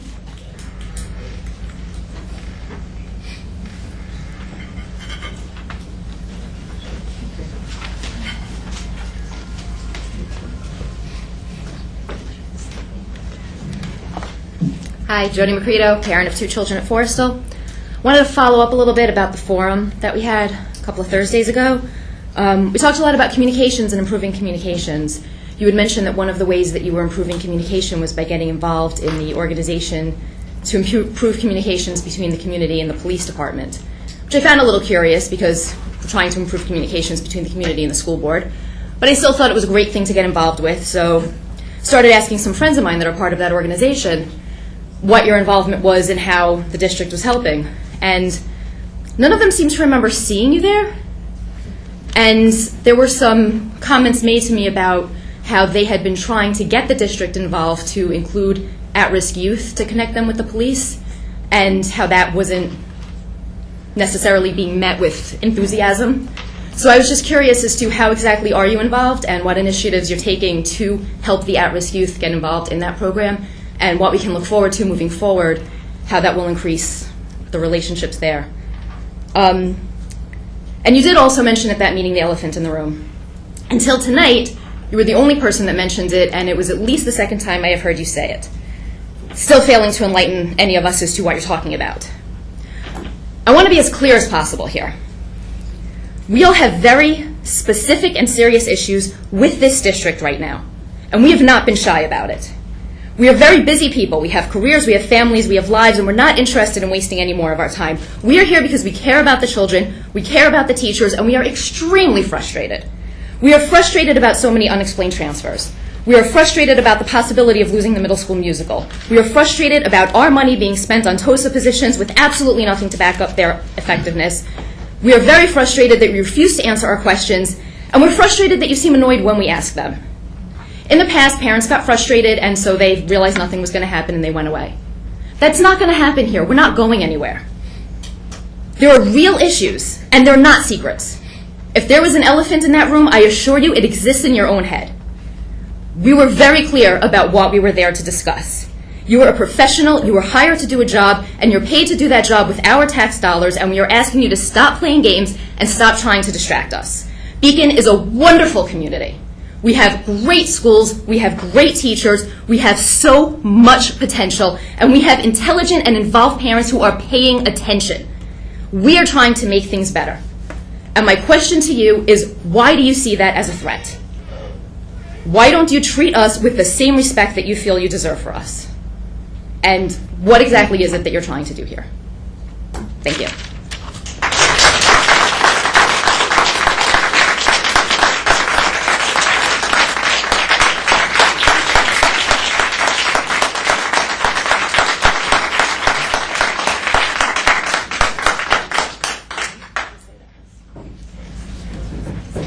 Lori?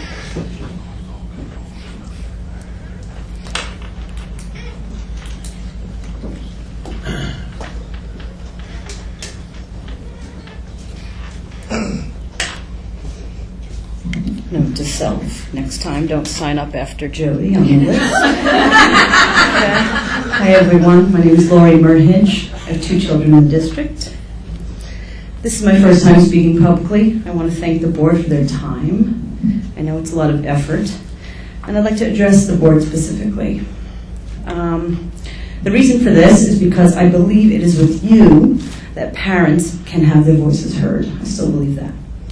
What I and a lot of other parents are seeking, which has been explained a little bit tonight, thank you, Dr. Walkley, is regarding the TOSA positions. At your last meeting, you voted in favor of spending hundreds of thousands of dollars to be used for these TOSA positions without really providing a clear description or purpose to these positions. We got a little bit of that tonight. Again, I thank you for that. Although I am still somewhat confused as to what their effectiveness will be. And here's what I want to know. What exactly are the specific duties for the teachers on special assignment? What are the expectations for these positions? And what are you doing to ensure there's accountability for the individuals in these positions to make sure that this is an effective use of our money? Not only could hundreds of thousands of dollars be spent on hiring new teachers to offer more to our students, at the last board meeting we heard the very troubling news that some duties related to the Beacon Arts and Education Foundation were not performed. I would say that a clear explanation for this has yet to be given. In closing, I want to reiterate what some of the other parents have said tonight. I want to convey that it is imperative that you, as our Board of Education, know that there's a fast-growing population of parents in the district that are committed to community involvement in our schools. We are paying close attention to our budget and how it is spent, and to the efficacy of the decisions made by the administration that you are approving with your votes. And finally, as to what we are paying close attention to, is to how and if our concerns as parents are being addressed.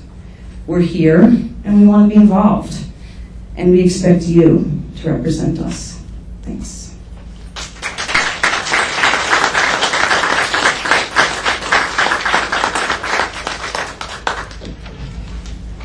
Okay, we've completed the list of those who have signed up. Was there anyone else that wished to speak?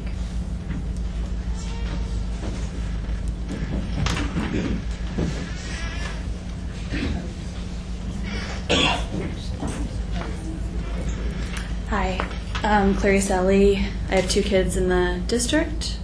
I guess I wanted to start, I have a question about instructional support, since it was mentioned tonight. I'm wondering why the Beacon City School District needs to hire consultants and for reading support, I think, is that what you had mentioned? How much those consultants cost?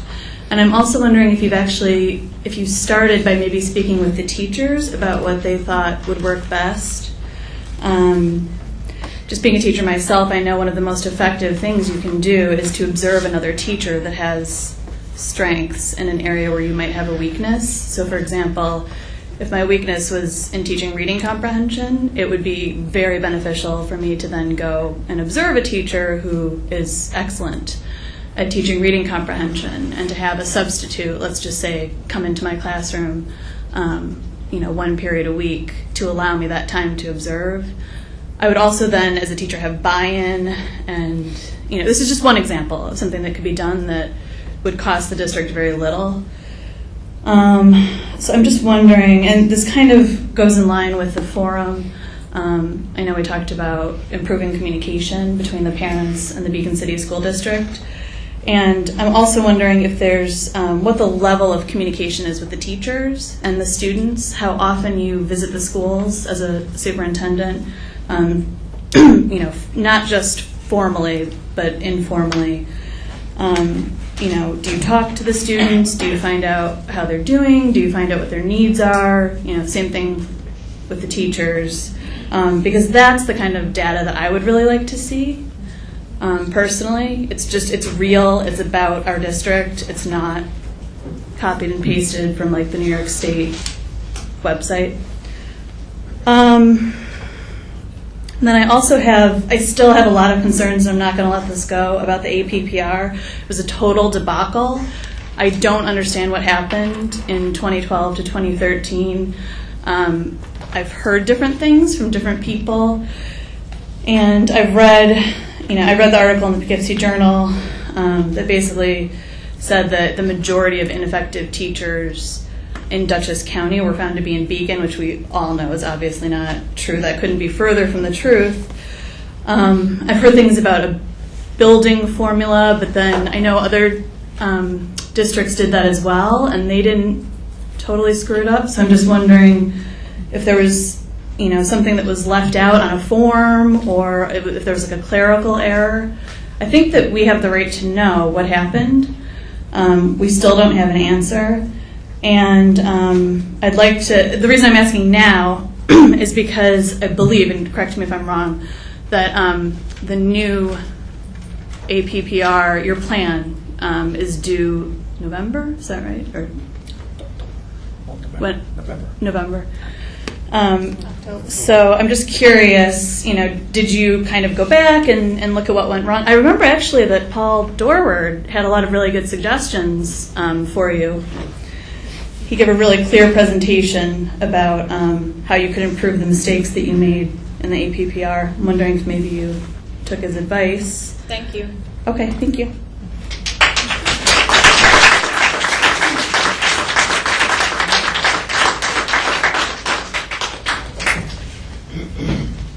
Speaker number. Wait a minute. I'm sorry. Looks like we have one more. Okay. There's still time. All right. Thank you. Anthony Tsang, parent, taxpayer, community leader. I'm not going to be as eloquent as some of the parents here. So I'm basically going to say that what I said before about engagement, it's not just communication. Engaging parents, ideas tend to be elicited from the parents and by school staff. In the context of developing trusting relationships, more parent energy drives the efforts because they emerge from parent community needs and priorities. So while communication is important, parent engagement, I think, is the ace in the hole. Thank you.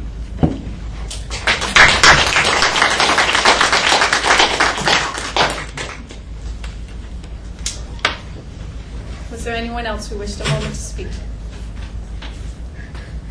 Dr. Watson? Speaker number 1 was Donna Snowden, and she shared information with us about an Emmy Award from one of our past students. Thank you for bringing that forward. Speaker number 2, Meredith Hewer, parent. She talked about disappointed that there was going to be no play, and that was news to me. So we've advertised, and as you know, in our contract, teachers have first right to apply for a position. And in this district, if the teachers choose not to do that, then we can open the position. We do that in athletics. We've had head coaches who are not teachers within the school, different years. And there are some hoops to jump through. There are things that need to be done. But teachers have the first refusal rights.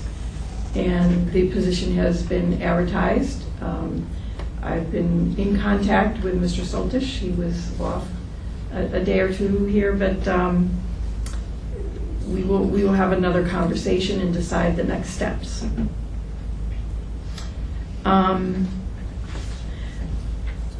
The next speaker was Jan Stark, and he asked about clubs and activities. Do we keep records on clubs? The answer is yes. I have the attendance that was submitted on a monthly basis last year, and he also asked about how they're paid. And there are contractual agreements around clubs, and after I'd have to look to Anne Marie to help me out here, but after a person does a club for a certain amount of time, there are increments, and that's why there are different rates. There is a base rate. If you're a new person coming into that position, you receive the base rate, and then I believe it's after three years. Right, it's different in the contract because it's staggered now that it's a new contract, but it's listed in the PTA contract. Yes. So, the next speaker was Mr. Pavlov, and he was talking about the 95% taking the assessment and cutting funding. You know, that has been a threat. I agree with him. It's been a threat. I don't know that will actually happen. The challenge with testing 95% for a focus school, it's different for a school that's not a focus school. If you're not a focus school and you don't test 95%, you get a warning. You have the first year in which you didn't test 95%. And then if you don't test it again in the next year, then you might you become labeled perhaps as a LAP school, which stands for a local assistance plan. In a focus school, to get off the focus list, there are 2 measures that we must achieve. One is to meet a certain number of targets to make adequate yearly progress, is what the state calls it, and to test 95% of our students, either as a total group or if you're looking at subgroups. if you don't, so we have to do those two things for 2 years in a row to get off the focus list. So if we continue to not test 95%, if the rules stay the same, we will not get off the focus list. Now, I'm hopeful. We have a new commissioner, and the new commissioner sounds like she has a lot of ideas. Right now, she's supporting what is in place, but you never know down the road how rules may change. But those are the rules for right now. So he's correct, we don't have to test 95%, but the result in a focus district is to get your 2 years in a row of meeting targets, making adequate yearly progress, at the high school meeting the graduation targets, and testing 95% of students. The next speaker, Nikki Johnson, is one of our new daycare providers for our universal pre-K, and welcome to that group. The next speaker, Mrs. Ratusky, talked about a hostile environment. I heard this evening from the principals something different. So we may differ in opinions. It sounded like we had a great opening to school, and there are lots of things going on in the school.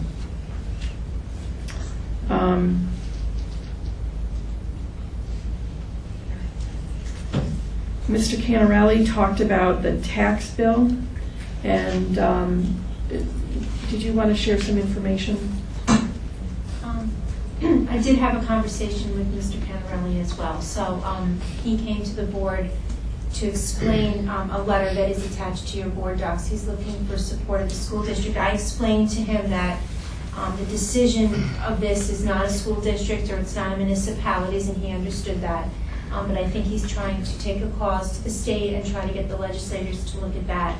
I also explained to him that the district does not lose money on a tax exemption, but basically the amount that we don't get from that property is spread out amongst the rest of the taxpayers. So they do pay more, which would be a reason to want to contact the state. So I will be speaking to him again, but if the board wants us to continue supporting that, we can put some information out to the taxpayers on the website so that they can get the information as well. Okay.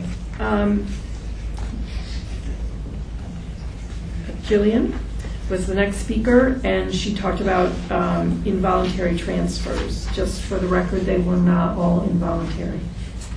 How are the people being supported? This summer, they had an opportunity, as some of you noted in some of the past board agendas, to work with new colleagues, to work on curriculum, to work on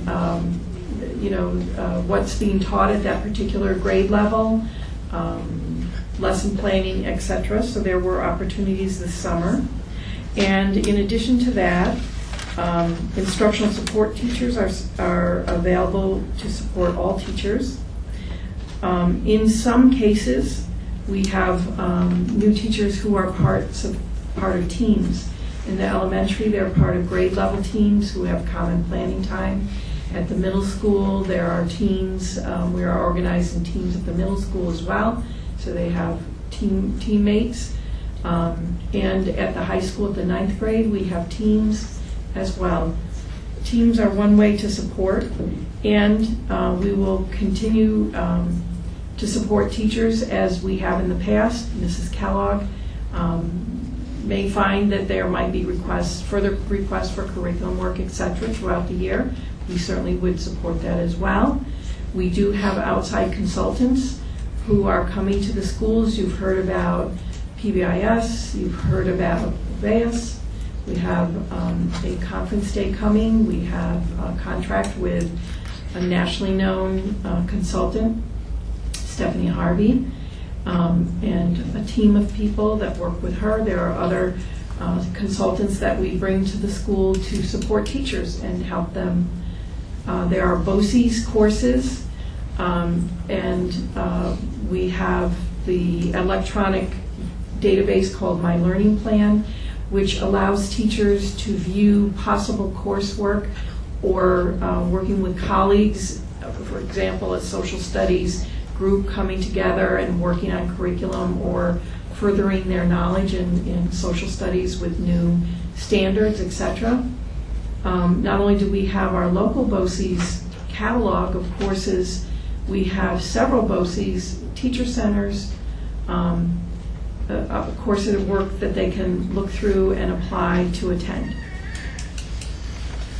And Carla was next. Oh, I think there was another.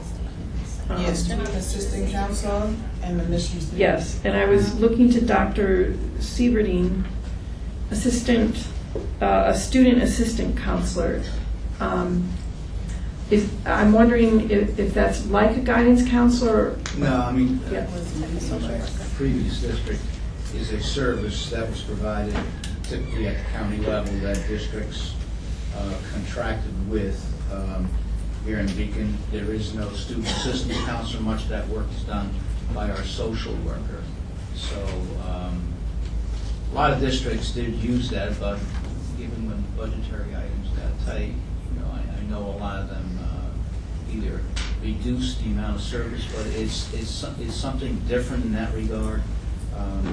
But that particular responsibility is done by our social worker. Okay, thank you. Carla Springer was next. So she directed her comments to me tonight. So let's talk about the superintendents. I have been on the board for 9 years, so we'll go back to when I began. Jean Parr was our superintendent at that time. She had been an assistant superintendent prior to being our superintendent, and she left for a purpose of retirement in year 2 of her 3-year contract. At that time, our entire board participated as a committee to interview and hire our next superintendent, and thus Fern Ajewski was chosen. Fern Ajewski finished her contract, and that contract was not renewed. After that time, we brought in Harvey Hilberg as an interim superintendent to guide us until we were able to find a new superintendent. We utilized the services of Dutchess County BOCES, as they have a, what was it called? Superintendent search. An individual that provided superintendent search help at a lower cost than some firms. We had actually reached out to firms and did, what was it called? An RFP, looking for firms. The cost was far more than we were expecting or able to pay. We utilized the services of BOCES at that time for cost reasons. Plus a committee. Plus a committee of the board. And not just the board. Well, I have to say that I did not participate in the search for either of the next 2 superintendents because I had participated in the search for Fern Ajewski, and I felt that other board members should take their turn. So, Bill, you can tell us more about that search. I mean, that search was done in conjunction with BOCES, but it was also a search committee made up of board members, principals, teachers, and members of the public. We've tried many different options. So you go to the colleges? Do you advertise at all the colleges? Or no, is that not where you do that? Typically, the advertisements. Well, I mean, we were always looking for somebody with experience. So typically, the advertisements went out both on websites, and professional journals, and newspapers. But there were specific sites just for superintendents or just for superintendent searches, and we utilized those in each of these cases. After Dr. Banlow, Harvey Hilberg came back to see us through another search. The next search was, again, done by committee. And I want to say, yes, and the law firm supported us in the search for the next superintendent. And that search, if I remember correctly, that was the time that we spent our biggest funds on advertising that position, just to run the ad. And I want to say it was the New York Times. The cost was, Anne Marie, do you remember off the top of your? It was like over 10 grand. I mean, it was. When we're talking about advertising, a lot of advertising is done, but some of it comes at great cost. For that search, we wanted to reach far and wide, and we did have candidates that applied from other states, but without New York State certification, there's not much that we can do in that regard. Melissa, can I just add, even with that search, we did hold community forums, I believe, that were led by Dr. Walkley at that time, and got input as to what the community was looking for in a superintendent for Beacon. And we had developed flyers and brochures that were, I think, also sent out to these journals and other postings. Right. But what was that publication that we were using? Well, what's the public? The education. Yeah. Monthly education digest. Right. And we used, right, and that we had gotten a lot of interest from there. And then, as you know, the assistant superintendent position was vacant during Dr. Dorwood's time here. Dr. Walkley came in to help us in that role. We did not do another search when Dr. Walkley became our superintendent because it was the belief of the board that Dr. Walkley had the vision we were looking for and the care of our kids and our district to guide us forward, and we support that. You had a lot of questions.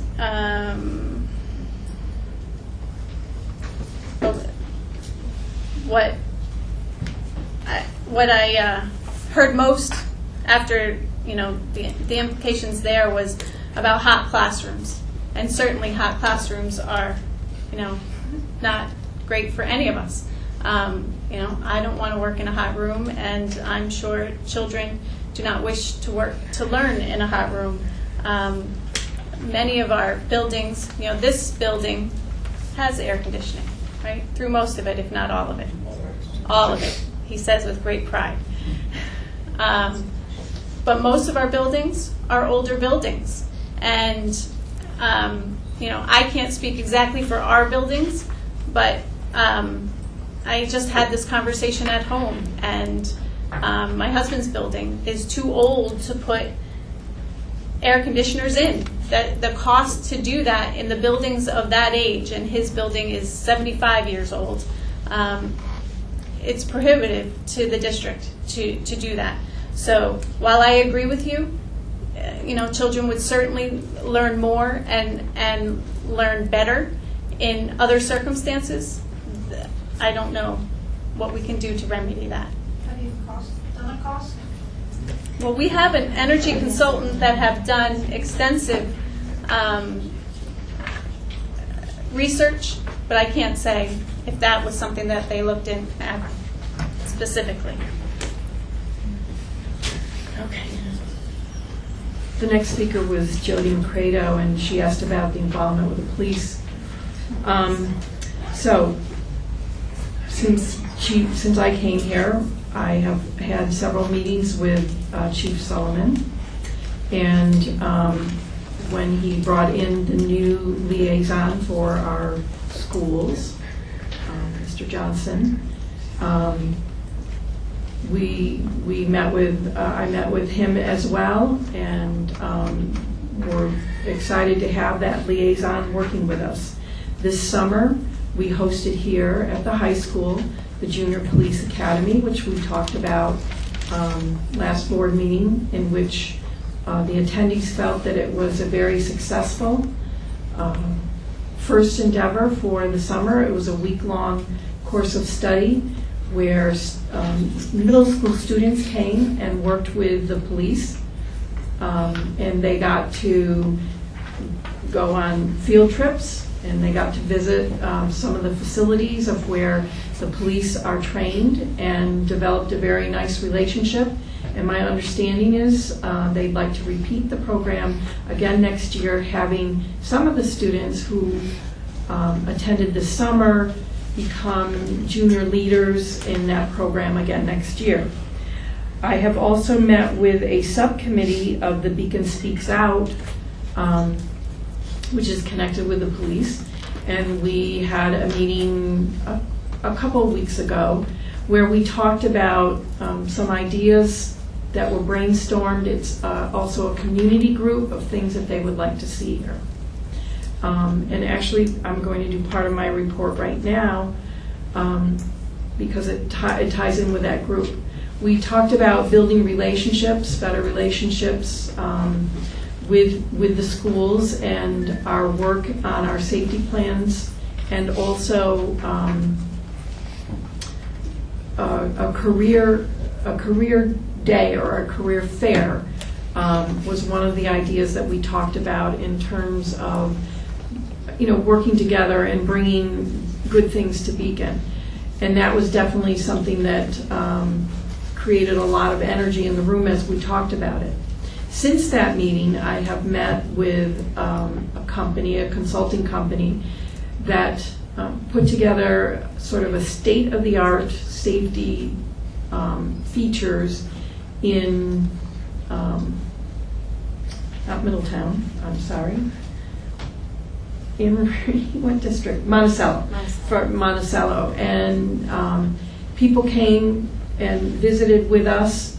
Tim Fasheen was there, Anne Marie was there, Mr. Sabelli was there, the consultant, Chief Sullivan was there, and we talked about possible safety features that in the future we might like to look at for our schools.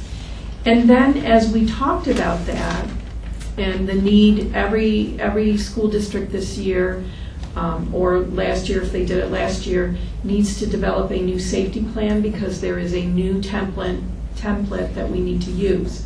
And some of the first responder agencies, like the police, like the state police, I've met with the state police as well, firemen, etc., have been trained in this template. So we are very fortunate in this area that we have our first responders who do want to work with us.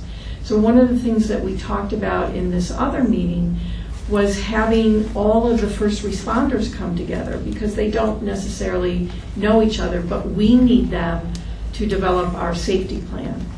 And how important it is for first responders like the police, like fire companies, to know a little bit about our buildings. So one of the ideas that I'm going to take back to the talk with the subgroup or members of the subgroup of the Beacon Speaks Out is to have, I don't know, some pizza or something some evening, and pick a school, bring the people together so that we get to know each other, and also give a tour of the schools so that they know a little bit about how our schools are laid out. So in case of, if there's ever an emergency, they know the buildings, they know where access is in the building, etc. So those are some of the things that I have been meeting with the police about. I do not know all the policemen, that's for sure, but I have been connected with certain members of the police department through Chief Sullivan. Clarice Ali was the next speaker, and she talked about, Lori was the next speaker. She talked about connecting, listening to parents, and she asked about duties that might be performed by instructional support teachers. So here collectively, no one person is going to do all of this, but collectively, they're prepared to share skills, knowledge, and learn along with colleagues in a collaborative professional learning community. One of our instructional support people will be chairing CPSE meetings, which is our Committee of Special Education for preschool and also CSE meetings. They are all members of the Academic Intervention Support AIS Vision Team, and that's a secondary team that includes both the middle and high school. They're going to assist in reducing barriers to teaching and learning processes. They're going to seek, find, and provide information around teaching and learning. They're going to assist in linking resources to develop cohesiveness of student supports, so that that's a comprehensive program that the student is receiving. They are going to respond to teacher requests for support for struggling students and use curriculum-based assessment, which is a whole process that I talked a little bit about earlier. They're going to link teacher requests for support with resources. They're going to seek out resources to meet identified needs, provide student engagement strategies, support teachers in integrating strategies into lesson plans, support district and school-based initiatives such as our literacy initiative. They will be part of the training and part of the support for that program. They're going to collaboratively work with teachers and administrators to find root causes for student learning struggles. They're going to provide support in developing the effectiveness of the 14 instructional environment components in classrooms. They're going to support in building student resiliency, provide assistance in developing co-teaching models for English new language learners in the general education classroom. They can provide another set of eyes for analyzing student data, particularly local student data. They can assist in developing plans of action for struggling students. They can model strategies in the classroom. They can co-teach with a teacher who wants to try a new strategy in the classroom. So there's a lot of things that they are able to do.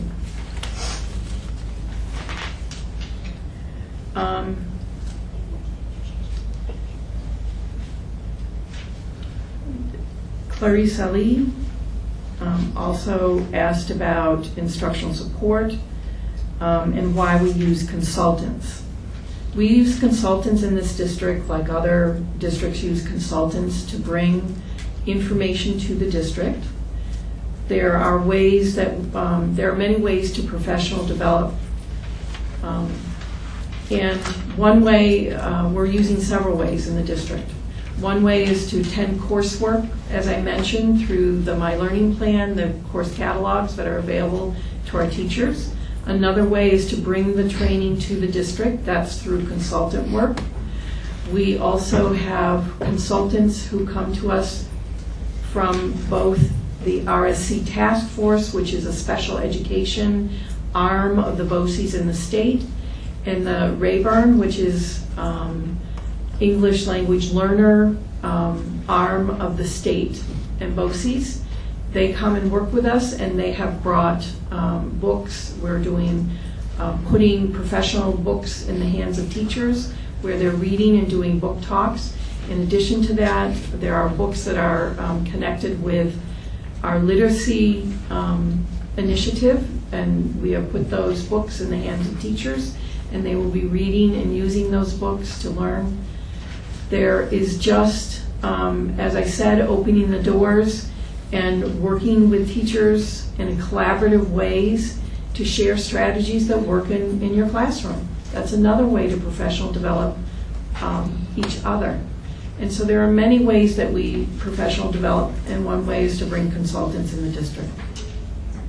In visiting schools, what I can talk about is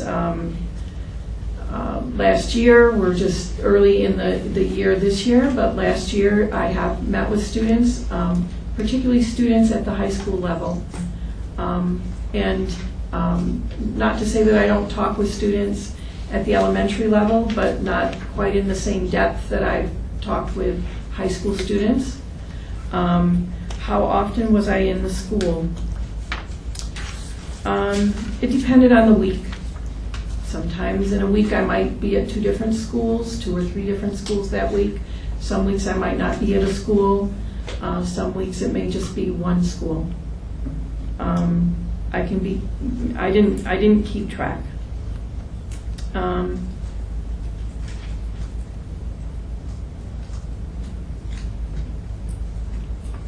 there was a question about the APPR. In 2000, I think it was actually 11-12, but I could be wrong. The first year, anyway, the first year of the APPR, as you may know, the APPR is a negotiated document. And so I work with administrators and we negotiate pieces of the APPR as well as negotiating with the teachers union. In that particular year, the decision was made to use school-wide measures. In that particular year, we were using the state assessments for school-wide measures. It was also the first year of new state assessments. The state assessments that year, of course, after the testing was done, you may remember the commissioner sending a letter out that talked about how the rigor had increased in state assessments. And I remember the letter quite vividly because he stated at that time that the scores dropped across the state, and that was the expectation because of the level of challenge that was being presented by the new assessments. So what happened that particular year was that there were building measures that were based on the state assessment. And each building set a target, and those targets were not met.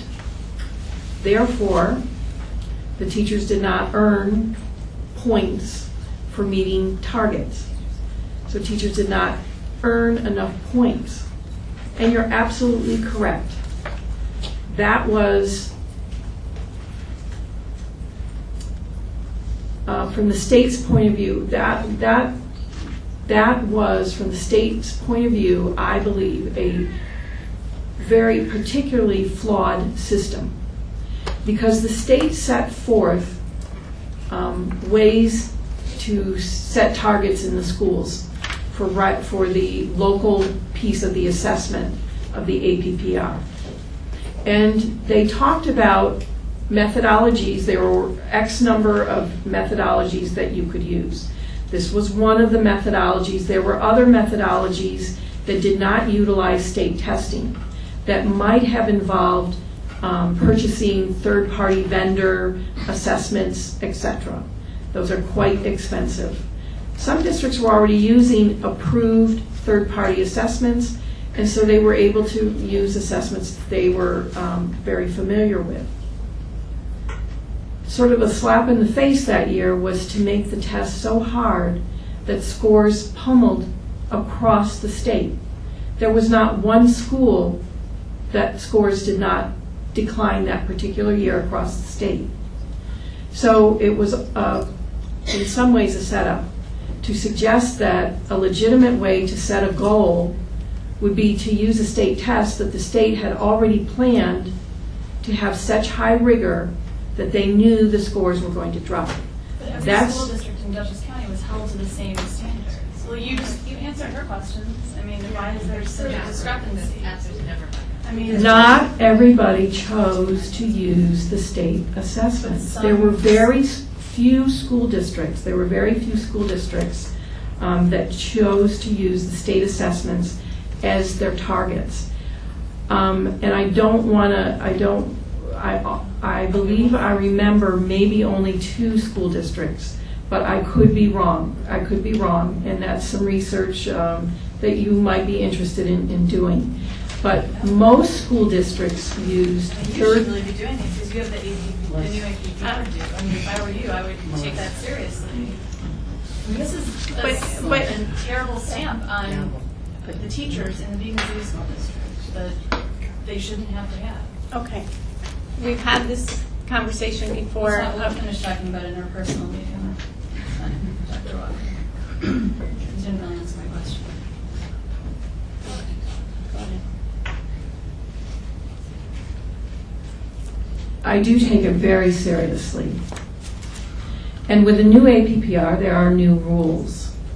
And they are also negotiated by the teachers. So I know you already know because you work in a school district, is that the teachers and the administrators approved that methodology that year. And that's what happened that year. I don't know how to explain it any different than that. And if you believe that I do not take that seriously. Move on to the next speaker. This is the question. Yeah. I answered the question. The next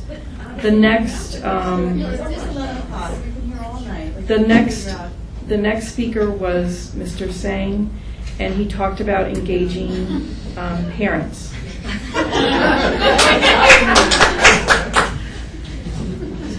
I'm sorry, did I pronounce your name wrong? It's fine. T and S is pronounced together. Sang. Sang. I get it all the time. I'm sorry. That's okay. He talked about engaging parents, and that's the ace in the hole, and I agree with you. As a matter of fact, I just had a meeting with a parent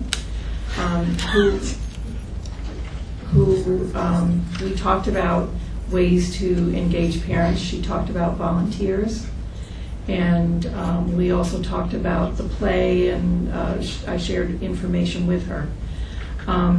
What I said to her, and I will say to you, is that we do have volunteers in the school, and her particular interest was working with the plays, and I suggested that she contact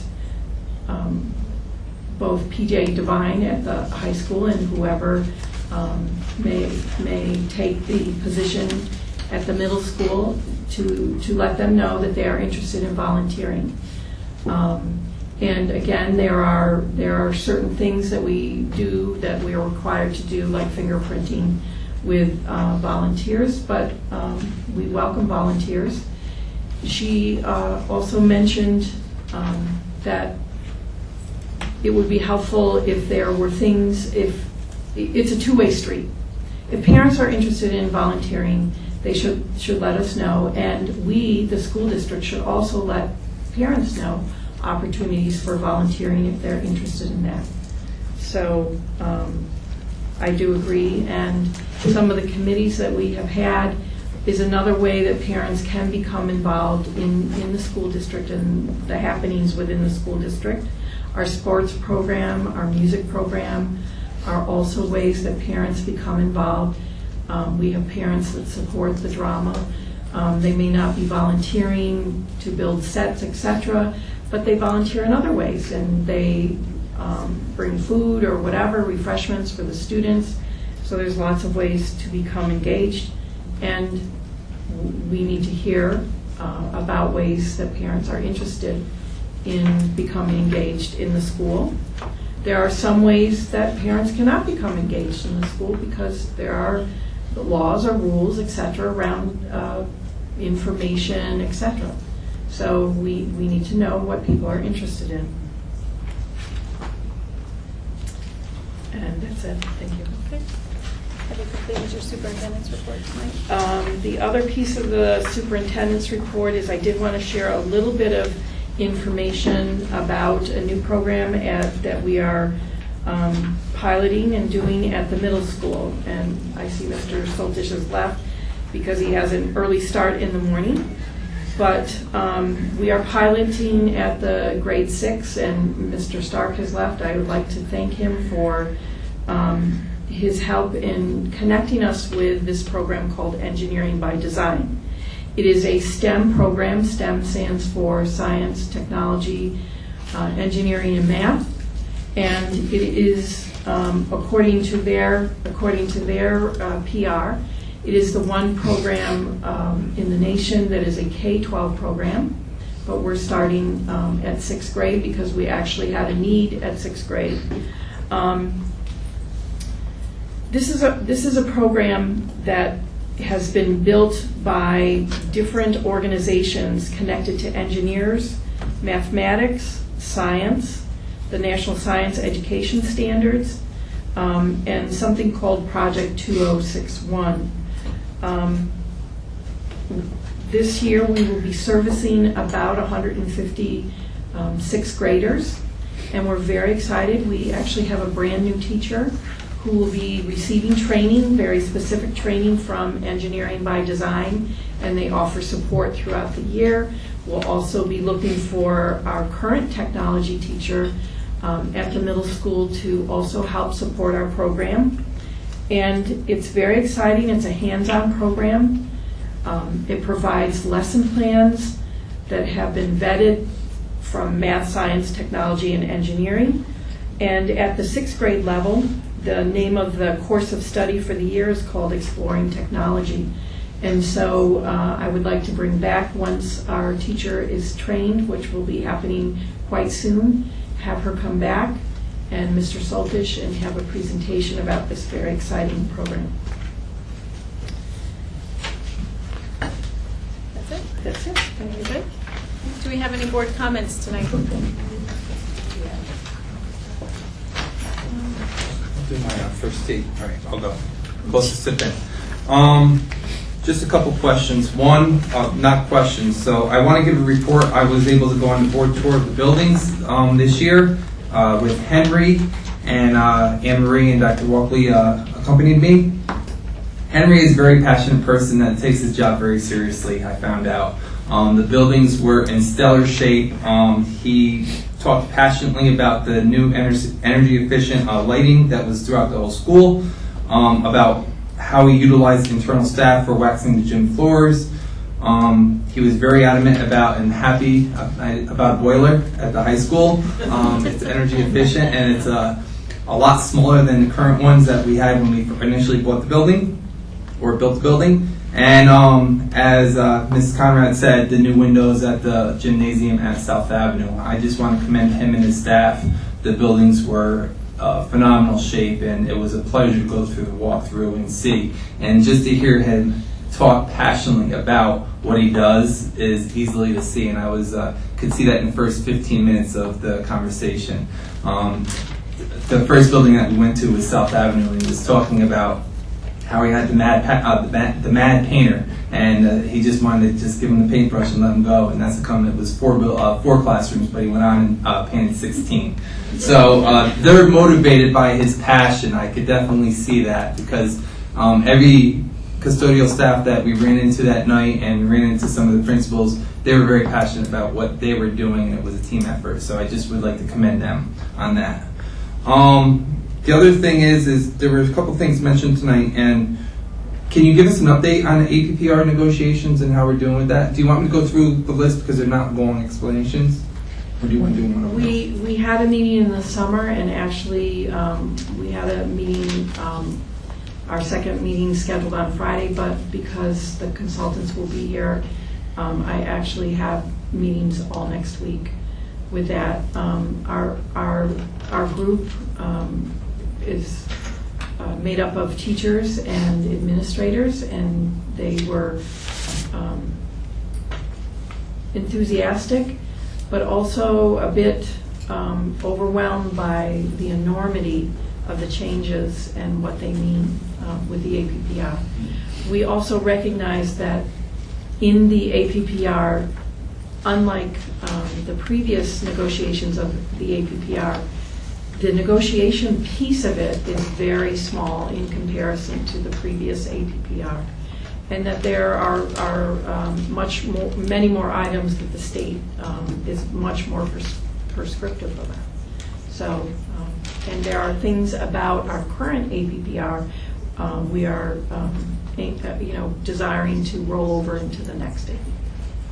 So are we going to have to go through a hardship waiver if we don't have it by October 1st, or do you think that you're positive, you're optimistic that we'll have one in place? We will be submitting both. We will submit a hardship waiver, and we will also submit a 3012 D plan. The other question was, there was conversation about the Beacon Arts and Arts and Education Foundation, and you said that we utilized another coaster, and do we know how much money was, or what was put through that coaster, and does it have the same aidable percentage back as the Arts and Education Foundation coaster?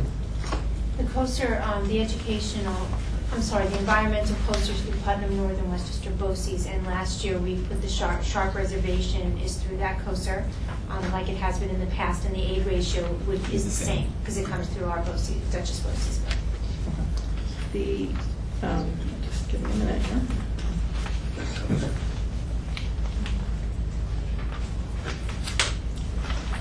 While you're looking, can I just ask? Sure. You left. I want to ask Dr. Sieverding about, he was giving an update on high school, and I just want to see, I didn't hear anything about the Career Tech program and how many students utilize that and so forth. Do you have any information on that? No, specifically. Like, do you know how many slots we're using for the Career Tech program at BOCES and so The forth? CTI program? Yeah. You're going to make me guess at this late night. I can, you know what, let me get you the right number. That we do have a significant amount of slots, but I want to make sure. And the other question was about, he talked about the grad point and how it used to be an overnet. And there's 5 periods. During those 5 periods, are they supervised by a teacher or a teaching assistant, or is it in a computer lab, is it independently? The way that he has explained it to me this year, it is set up by a teacher that's in those 5 periods. It is the teacher of record. And do those students get to work on that at home if they wish to go on and work on it at home? They can. I don't know if they do, but they have the ability. It is a 24/7 accessible, and it is something that students can access from home or the public library. Technology grant. I was looking for an update to see what direction we're going to with it. I know that you guys mentioned going to see Monticello and security. I know that could be utilized as part of the technology grant, but I don't know. Can you give us a direction as where you're going with that? Tim Fishine and the technology committee was working more towards a computer aspect of it, so we're kind of torn at this moment. There are some upgrades that we want to do for the security cameras portion. We do have a small piece of the $12 million capital project left that we really need to spend, and we have some of the money earmarked for it. We're just waiting for plans to approve. So we weren't sure how long it was going to take to get the money, so we want to get the cameras, so we're kind of waiting back and forth. I think the push would be for smart boards, but I don't have it all detailed as far as how the computer portion will be. So we can get an update now that the information is a little bit more available and see what it is. But we're leaning towards technology, although we need security. So we're just trying to figure out the quickest way to get the security portion of it. And the reason why I asked was when Mr. Soltis was saying that his chalkboards were outlined with whiteboards, and I'm like, oh, are you kidding me? We're finally getting rid of the chalkboards and having whiteboards, which happened about 12, 15 years ago. And I just want to make sure that when we do the technology grant that we're not buying old technology. And, I know, in my district we're looking at, interactive smart TVs and stuff. I was just going to say, Mr. Fishine has been talking about the smart TVs. We might want to ask him to come and talk a little bit about it. Okay. But if we could get a good update as to where the committee is and what direction they're looking to go to with that, I think the state has given the clear guidelines now for that and so forth. They have, right, but part of that is that they need a committee, they need a plan, they need, there's certain criteria that has to be done before the plan can be submitted. So I think that would be the best bet to get you an update where they are and what their recommendations will be. Are parents on that committee? I don't know off the top of my head. And your description of the TOSAs and what they're doing, it sounds a lot like the RTI, and so I know that it correlates a lot with that. Can you just say how is it different, or is it going to change the RTI process, or is it going to give more levels of support for Tier 2 supports through RTI, Tier 3 supports in RTI? Well, I think what it will do is, one of the things that it will do is help build efficiency in the tier supports. If you do a root cause analysis, if you get to the root of the challenge for the student, then you're more efficient by finding the strategies that work with that student. Programs in the COSER, the Wolf the Wolf Conservation Center, Sharp Reservation, Clearwater Hudson River Sloop, Maritime Center at Norwalk, Mid-Hudson Children's Museum, and the Museum of Natural History. Thank you. Anyone else? Go ahead, Ken.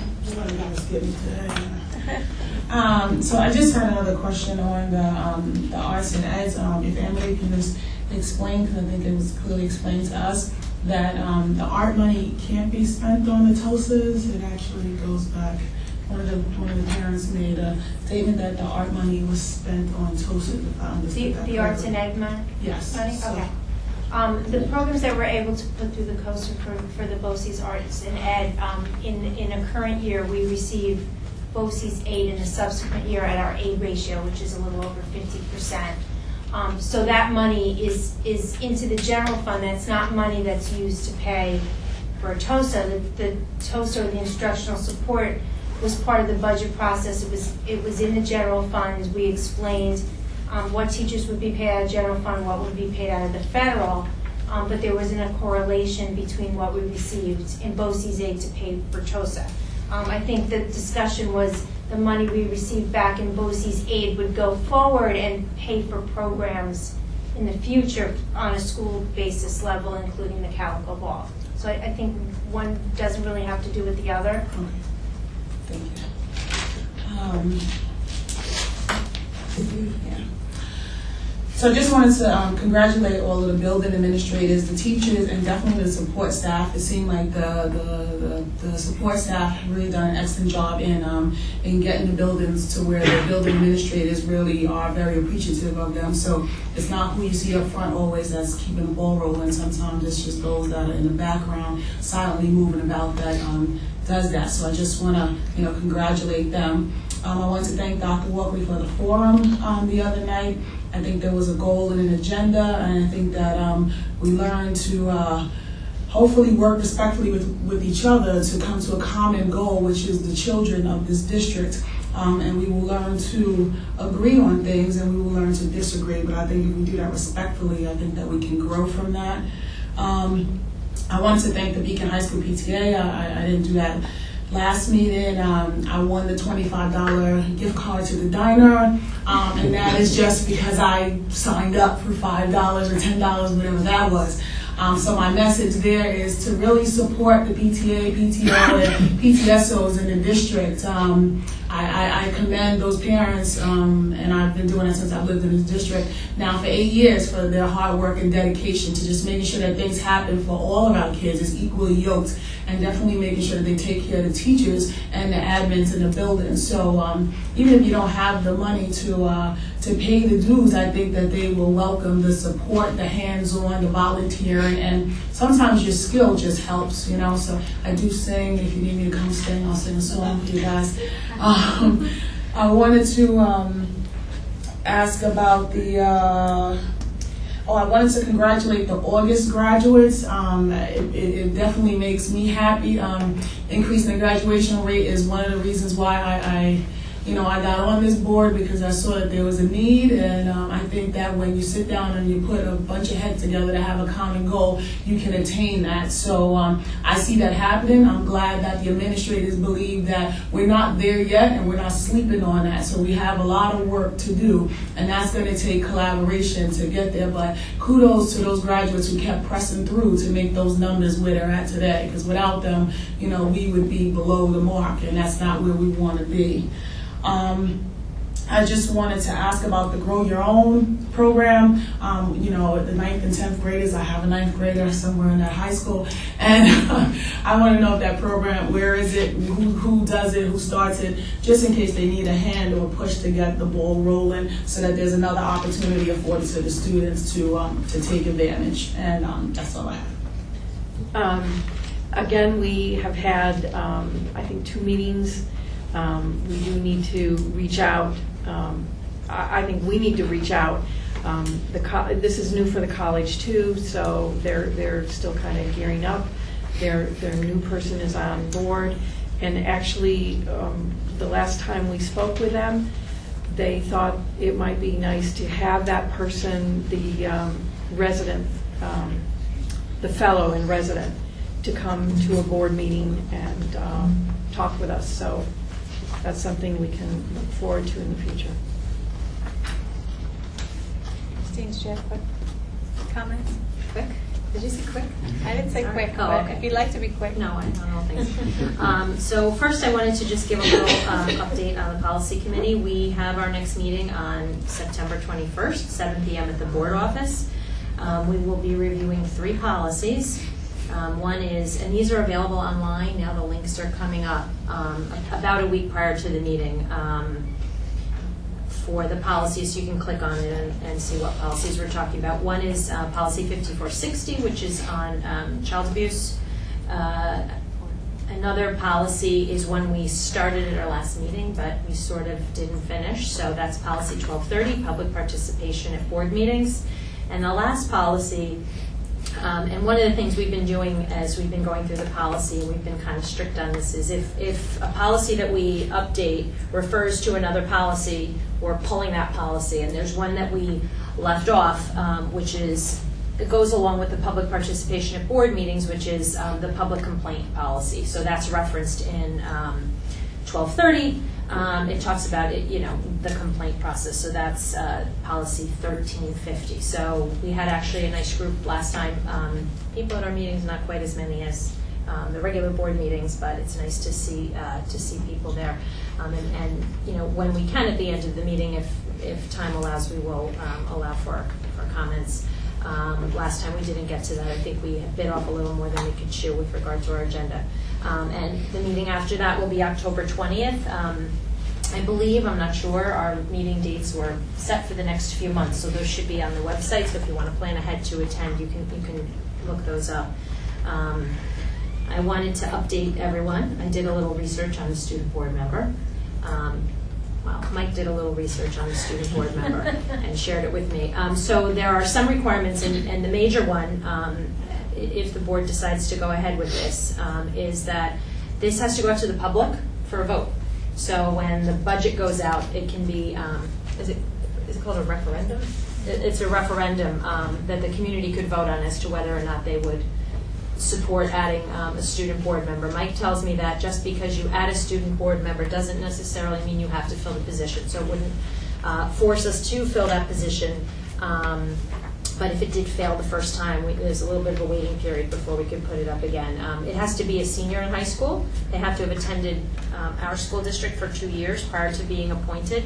And they have to be a member. Because our school has a student government, the student board member would have to be a person who was a member of the student government.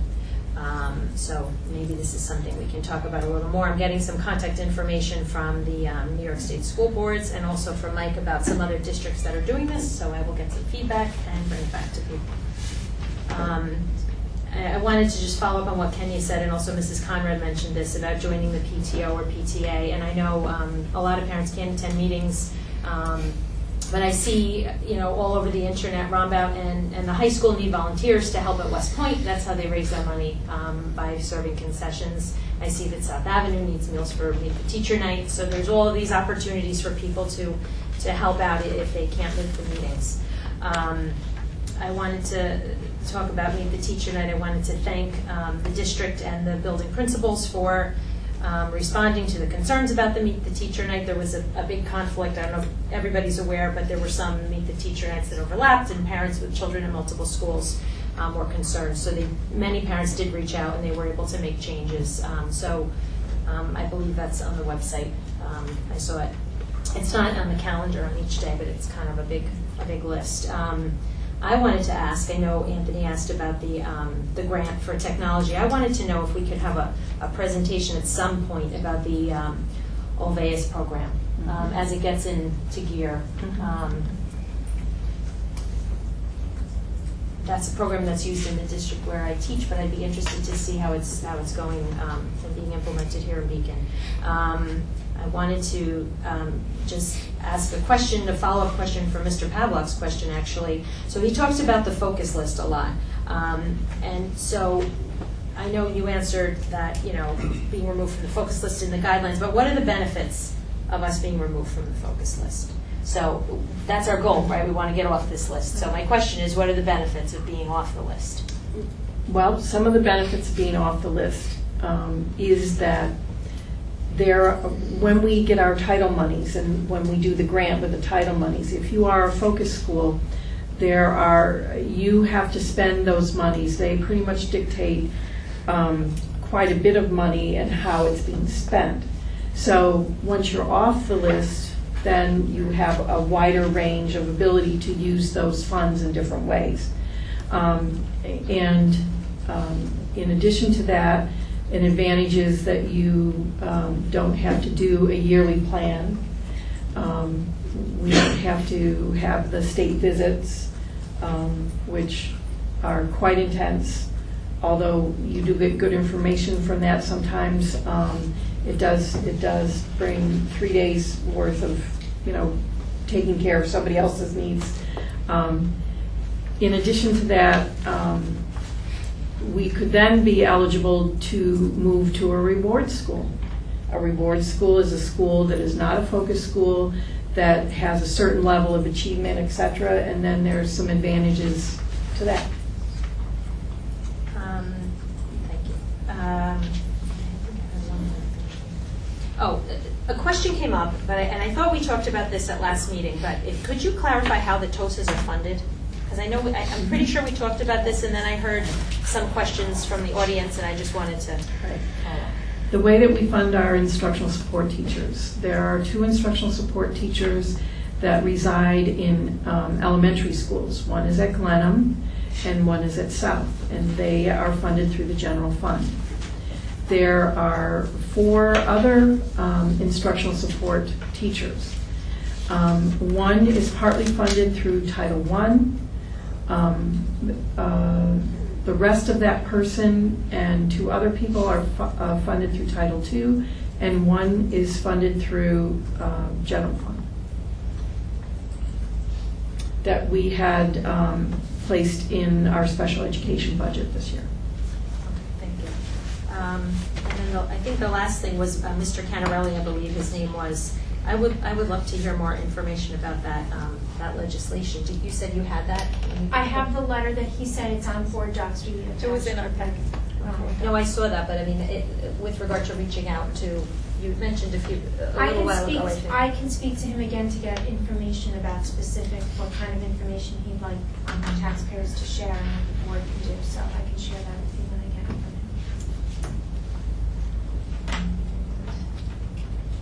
Oh, the last question I had was you had talked about professional development with regard to the, I'm going to call them instructional support teachers. So you said that's something that they've had already this year, or the curriculum writing, I think is what you said, that they're writing, whatever you were saying in the brochure right. about they're preparing a curriculum. That's what they learn. That's their curriculum, that they then they take theory and translate it to practice in the classroom. So they are learners as well as providers. But so some of this took place prior to the school year starting. That's what you're saying, and that's correct. And then anything that they're continuing to on the agenda tonight, there, as many teachers did this summer, worked this summer. They worked this summer on these particular skills, as well as being part of that AIS. There's an AIS vision team for both the middle and high school, and other members of that team have already been compensated. And they were not compensated because they had not yet been appointed. Okay. That's it. Thank you. Thanks, Steve. I attended the first meeting for the school year of the Dutchess County School Board Association. There was a presentation by one of the attorneys of Mike's firm, Julia Shaw, on the APPR. I'll go over it very quickly. It took her an hour and 15 minutes to an hour and a half. I won't take anywhere that long. I'm going to try and go through it real quick. Basically, she started off with the history of the new APPR.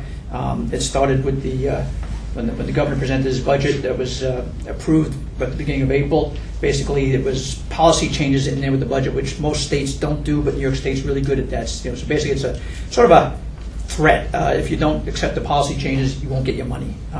So that's how New York State seems to govern a lot. The Board of Regents then had to take the sort of general outline of what the changes were and turn it into regulations, which they did in June. And the school district deadlines for when the new APPR has to be approved by the commissioner. It has to be approved by November 15th. Obviously, you have to get it in much before that because they're going to take their time approving it. And so, as you can all imagine, this is a real rush job. So, I mean, it's exceedingly difficult not only for the Board of Regents to try and come up with a cohesive plan, but for the school districts to do it as well because the time frame is really ridiculous. If you don't think you can make it get approval by November 15th, you have to have your hardship waiver in, I think, by October 1st. One or the other has to happen. Either you have to get your hardship waiver approved or you have to get your plan approved. It gets confusing because if your plan is approved by on or before March 2016, that means that's the plan for this entire school year. So it's sort of up in the air. I mean, you could start the school year working under the old plan, which is what you have to do until the assumption is you work under the old plan unless your new plan gets approved. But your new plan doesn't, if it gets approved up to March, you sort of have to sort of retroactively go back and either have done it the new way all along as it's consistent with the old plan, or switch in the middle. If your plan is approved after March of 2016, then your old plan for the entire year, and next year is when you do the new plan. So that's a pain in the neck in itself. One of the threats the state has that if you don't have either an approved plan or a waiver, you will lose your state aid as of April 1st, 2016. So that's once again, it's a threat to districts. So you may need multiple waivers because a waiver is only good for a couple of months, and so if you really want to push your plan off until next year, you're going to need multiple waivers in order to get it approval after March. In terms of the actual changes to the plan, instead of 3 categories for evaluation, it's down to 2 now. A lot of the flexibility that was given to the schools, districts in the old plan are now taken away, so it's much more, the local decisions have been taken away for the most part. The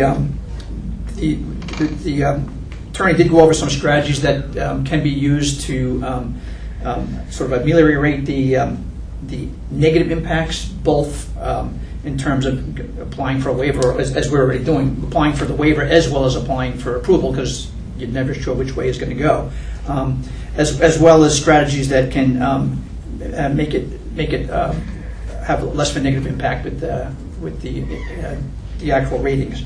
And the cut scores have changed as well. And there's also changes to what's known as the SLO, which is the student learning objectives, which come into place if you don't have enough students basically participating in order to show growth. So the state's basically saying is, okay, if you don't have enough students participating so that you can show adequate growth within a particular area for a particular teacher, then instead of we're going to just sort of have our own rubric as to how to grade those teachers. It's very quick, high level. I did send all some material to everybody in the email, so if you want to take a look at it in your spare time. Okay, and at last board meeting, it was expressed that members of the community wanted to learn more about board members. So I went first last time. Tonight's your turn. Just a brief overview of how long you've been on the board, what your outside interests are. Okay, I don't know. all right. Well, I'll tell a little bit about myself. I've been on the board. This is my 22nd year on the board. I've had the reason I got on the board in the first place is probably most of you don't remember what I'd call the really bad days. I first decided to run for the board because the taxes went up 31% within Beacon in 1 year, so 31% tax increase. At the same time, we lost all extracurricular activities, no sports, no music, no art. So you can imagine in 1 year, your taxes going up 31% and losing all of your extracurricular activities. I mean, there's a disaster. At the same time, most people don't realize it, but the Beacon Public Library is actually a school district library. It's under the auspices of the school district. The board at that time put up a referendum to close the library. And I was like, how could officials who are supposedly for public education want to close a library or even put it out there as an option to close a public library? So those sort of things just baffled me. How could things have gotten to this point? And so I decided to run for the board at that point in time. I failed my first year. I was sort of a newbie in town. Not a lot of people knew me. By the end of the first year, a lot of people knew me, and so the next time I ran, I was on the board. I've had 5 children all go through the district from kindergarten on up, and they're now out in the world. A couple of them are successful, and some of them are still going to college. As far as, I don't know, personal interest, yeah. I'm an advocate for public education. That's why I'm still on the board. I really feel that the state is threatening public education, and I think it's very important that we all fight. That I think it's a very important aspect of our society is that everybody has the right to a good public education, and that's why I'm still on the board. Plus, I also feel my experience does sometimes help. Personally, I like golf, so I think that's great. What we saw up there, first tee, bowling, and cooking. My wife will say, "We cook. You haven't cooked for me," but when I do, I like it. So that's it for me. Okay. Very good. Thank you. Okay. May I have a motion to approve the consent agenda? Motion to approve consent agenda items 10.02 through 10.05. Second. Comments or questions? Yes, 10.04 D and E I'd like to remove for separate, and 10.04 H. So wait, 10.04 D, E, and H? D and H. D, E, and H. D, E, and H. Okay, that's what I thought I heard, just wanted to be sure. Okay, all those in favor of the consent agenda, less 10.04 D, E, and H? No, we just voted. Right, Mike? Melissa? Yes. I also had a question about, are we up to G yet, or is G even? What? G is what this part is, what we do. Would you like to remove it for further discussion? Yes. She would like to remove G. I have those things. D, E, G, H. I have D, E, and G. D, E, G, and H being removed. I'm sorry, so which ones are in and which ones are out? So we're pulling D, E, G, H. So we're voting on all except that. Okay. All those in favor? Aye. Opposed? Say it again. We were looking. I wasn't paying attention. So we have a motion to approve the consent agenda minus 10.04 D, E, G, and H. All those in favor? Aye. Opposed? Motion carried. Okay, so 10.04 D. You have a motion? So I was just looking for clarification on what's the difference between D and E. And I know it has language of writing for instructional support after E. That's not, but I was looking, what's the difference? Okay, one was,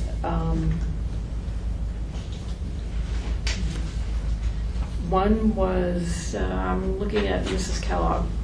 Can you help me out? One was to work on the curriculum that I read to you a little bit earlier. One was working on the brochure, but also the other was working with the AIS curriculum team, the visioning team. The visioning team. Yeah, it was Yes. the work of the That's what I thought. Thank you.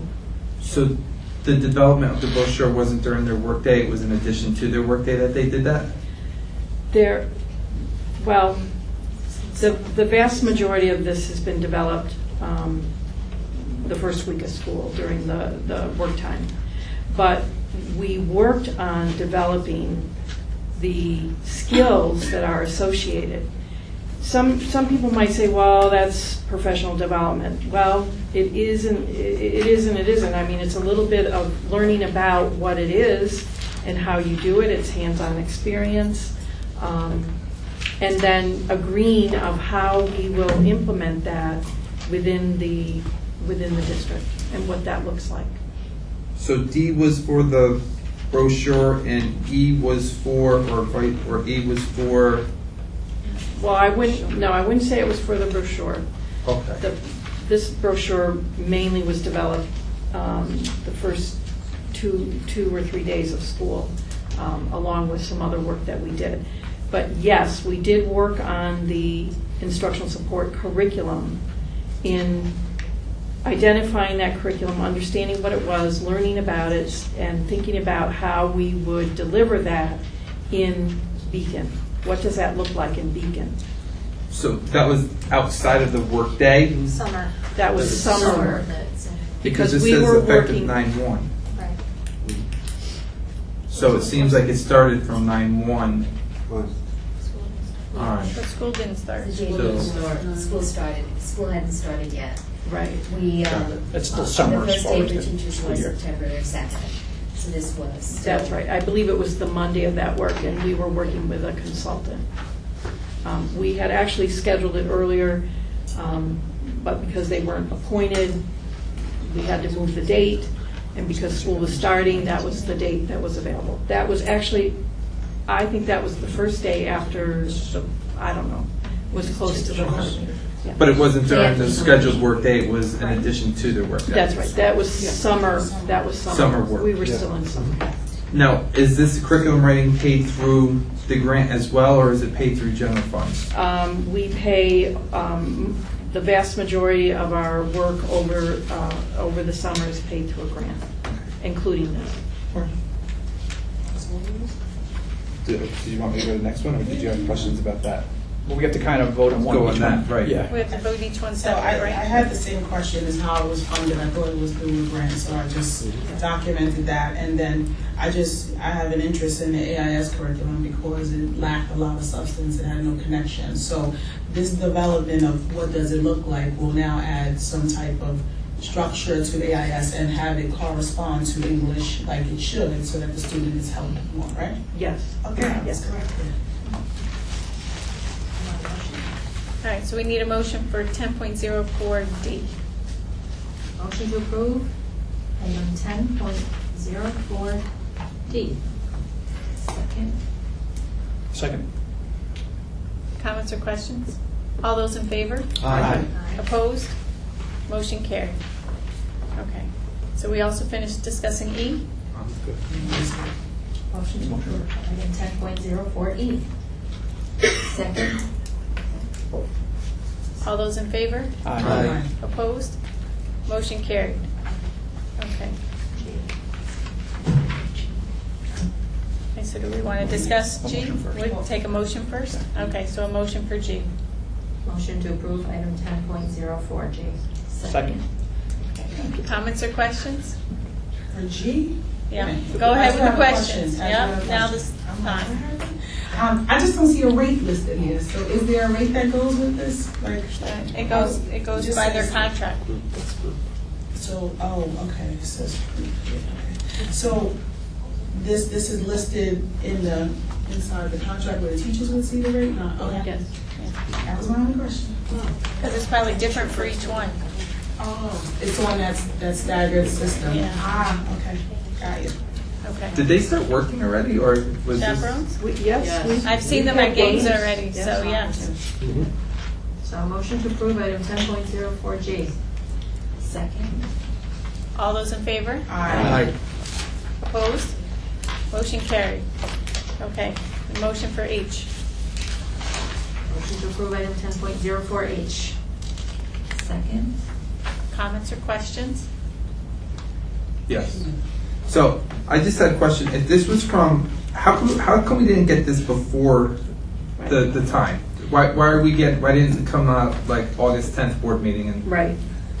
We had actually appointed proctors and graders, and at that particular day, there were a number of people who had agreed to do that position, who had been appointed to that position, that did not show up, did not come. They called in or called off. And so that particular day, many thanks to Cecilia, there were other teachers in the building because we had to cover the August Regents. in terms of proctors. So we needed to find people to go in and be a proctor because teachers had agreed to come but didn't come. Okay. All right, I was just wondering why it was after the fact. Right, yes. Our desire is always to have it before the fact. That was something I'm not sure we've ever run into that in the past. So. Okay. All those in favor? Aye. Opposed? Motion carried. May I have a motion to adjourn the meeting? Motion to adjourn the meeting. Second.